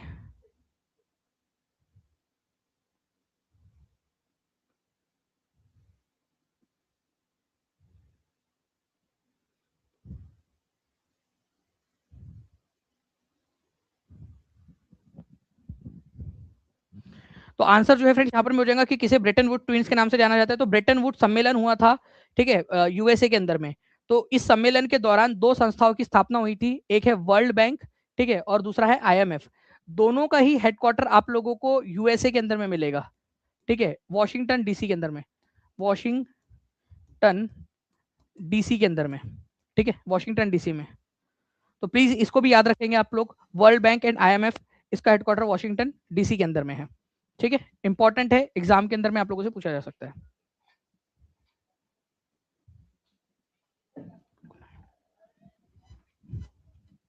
ओके।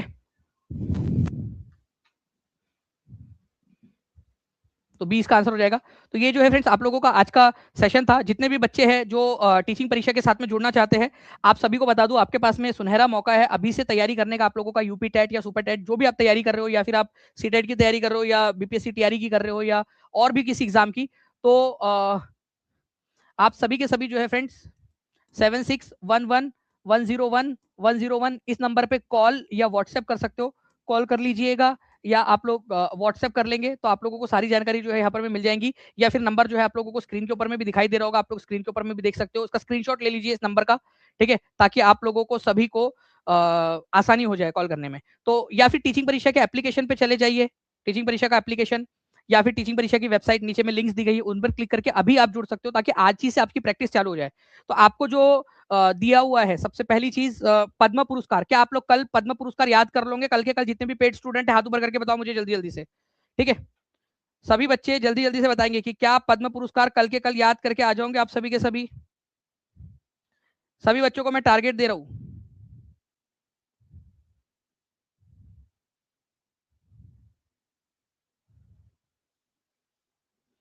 चलिए, इसके अलावा दूसरा वाला टारगेट मैं आप लोगों को दे रहा हूं, एक और टारगेट आप लोगों के लिए, ठीक है? ठीक है, एक टारगेट आप लोगों के लिए है कि आप लोगों को मैंने जो स्टील प्लांट्स कराया है वो भी मैं आज आपके पेड में मेमोराइजर में डाल दूंगा, उसको भी आप लोगों ने करके आना है। दूसरा आपके लिए जो मैंने बोला था बुक्स वाला, जो अभी बुक्स मैंने आपको दिखाई वो इंपॉर्टेंट बुक्स है जो अलग अलग एग्जाम्स में आई है, तो वो पूरा का पूरा बुक्स का भी मैं डाल दूंगा ताकि आप बार बार रिवाइज करके उनको याद कर ले जो एग्जाम के अंदर में आती है बार बार, ठीक है? तो वो भी आपको मिल जाएगा, ठीक है?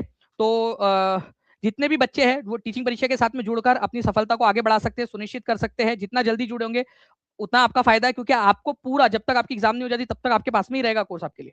तो सभी के पास में मौका है, सभी लोग जल्दी जल्दी से जुड़ जाइएगा। ओके, चलो, थैंक यू वेरी मच। और जो ओल्ड स्टूडेंट है वो लोग भी अपग्रेड कर सकते हैं अपने कोर्स को, तो वो लोग भी जरूर जुड़िएगा, ठीक है? आयुषी सिंह जी, देखिए अगर आप ज्यादा से ज्यादा बच्चे इसको शेयर करेंगे, ठीक है, आप जितने भी ज्यादा ग्रुप में शेयर कर सकते हो शेयर कर दीजिए। जितने लोग चाहते हैं कि ये क्लास डेली हो या फिर ज्यादा क्लासेस हो आपकी, तो जितने ज्यादा ग्रुप में आप लोग शेयर करोगे उतना ज्यादा फिर मुझे भी मजा आएगा क्लासेस लेने में। तो सेशन को लाइक कर देंगे, ज्यादा से ज्यादा शेयर करिए, और चैनल को सब्सक्राइब जरूर कर लीजिएगा आप लोग। ओके, चलिए, थैंक यू वेरी मच। मिलते हैं हमारे नेक्स्ट क्लास के अंदर में। तब तक सेशन कैसा लगा ये मुझे कमेंट में बताइएगा। Take care and bye, God bless you all. Thank you very much, thank you very much.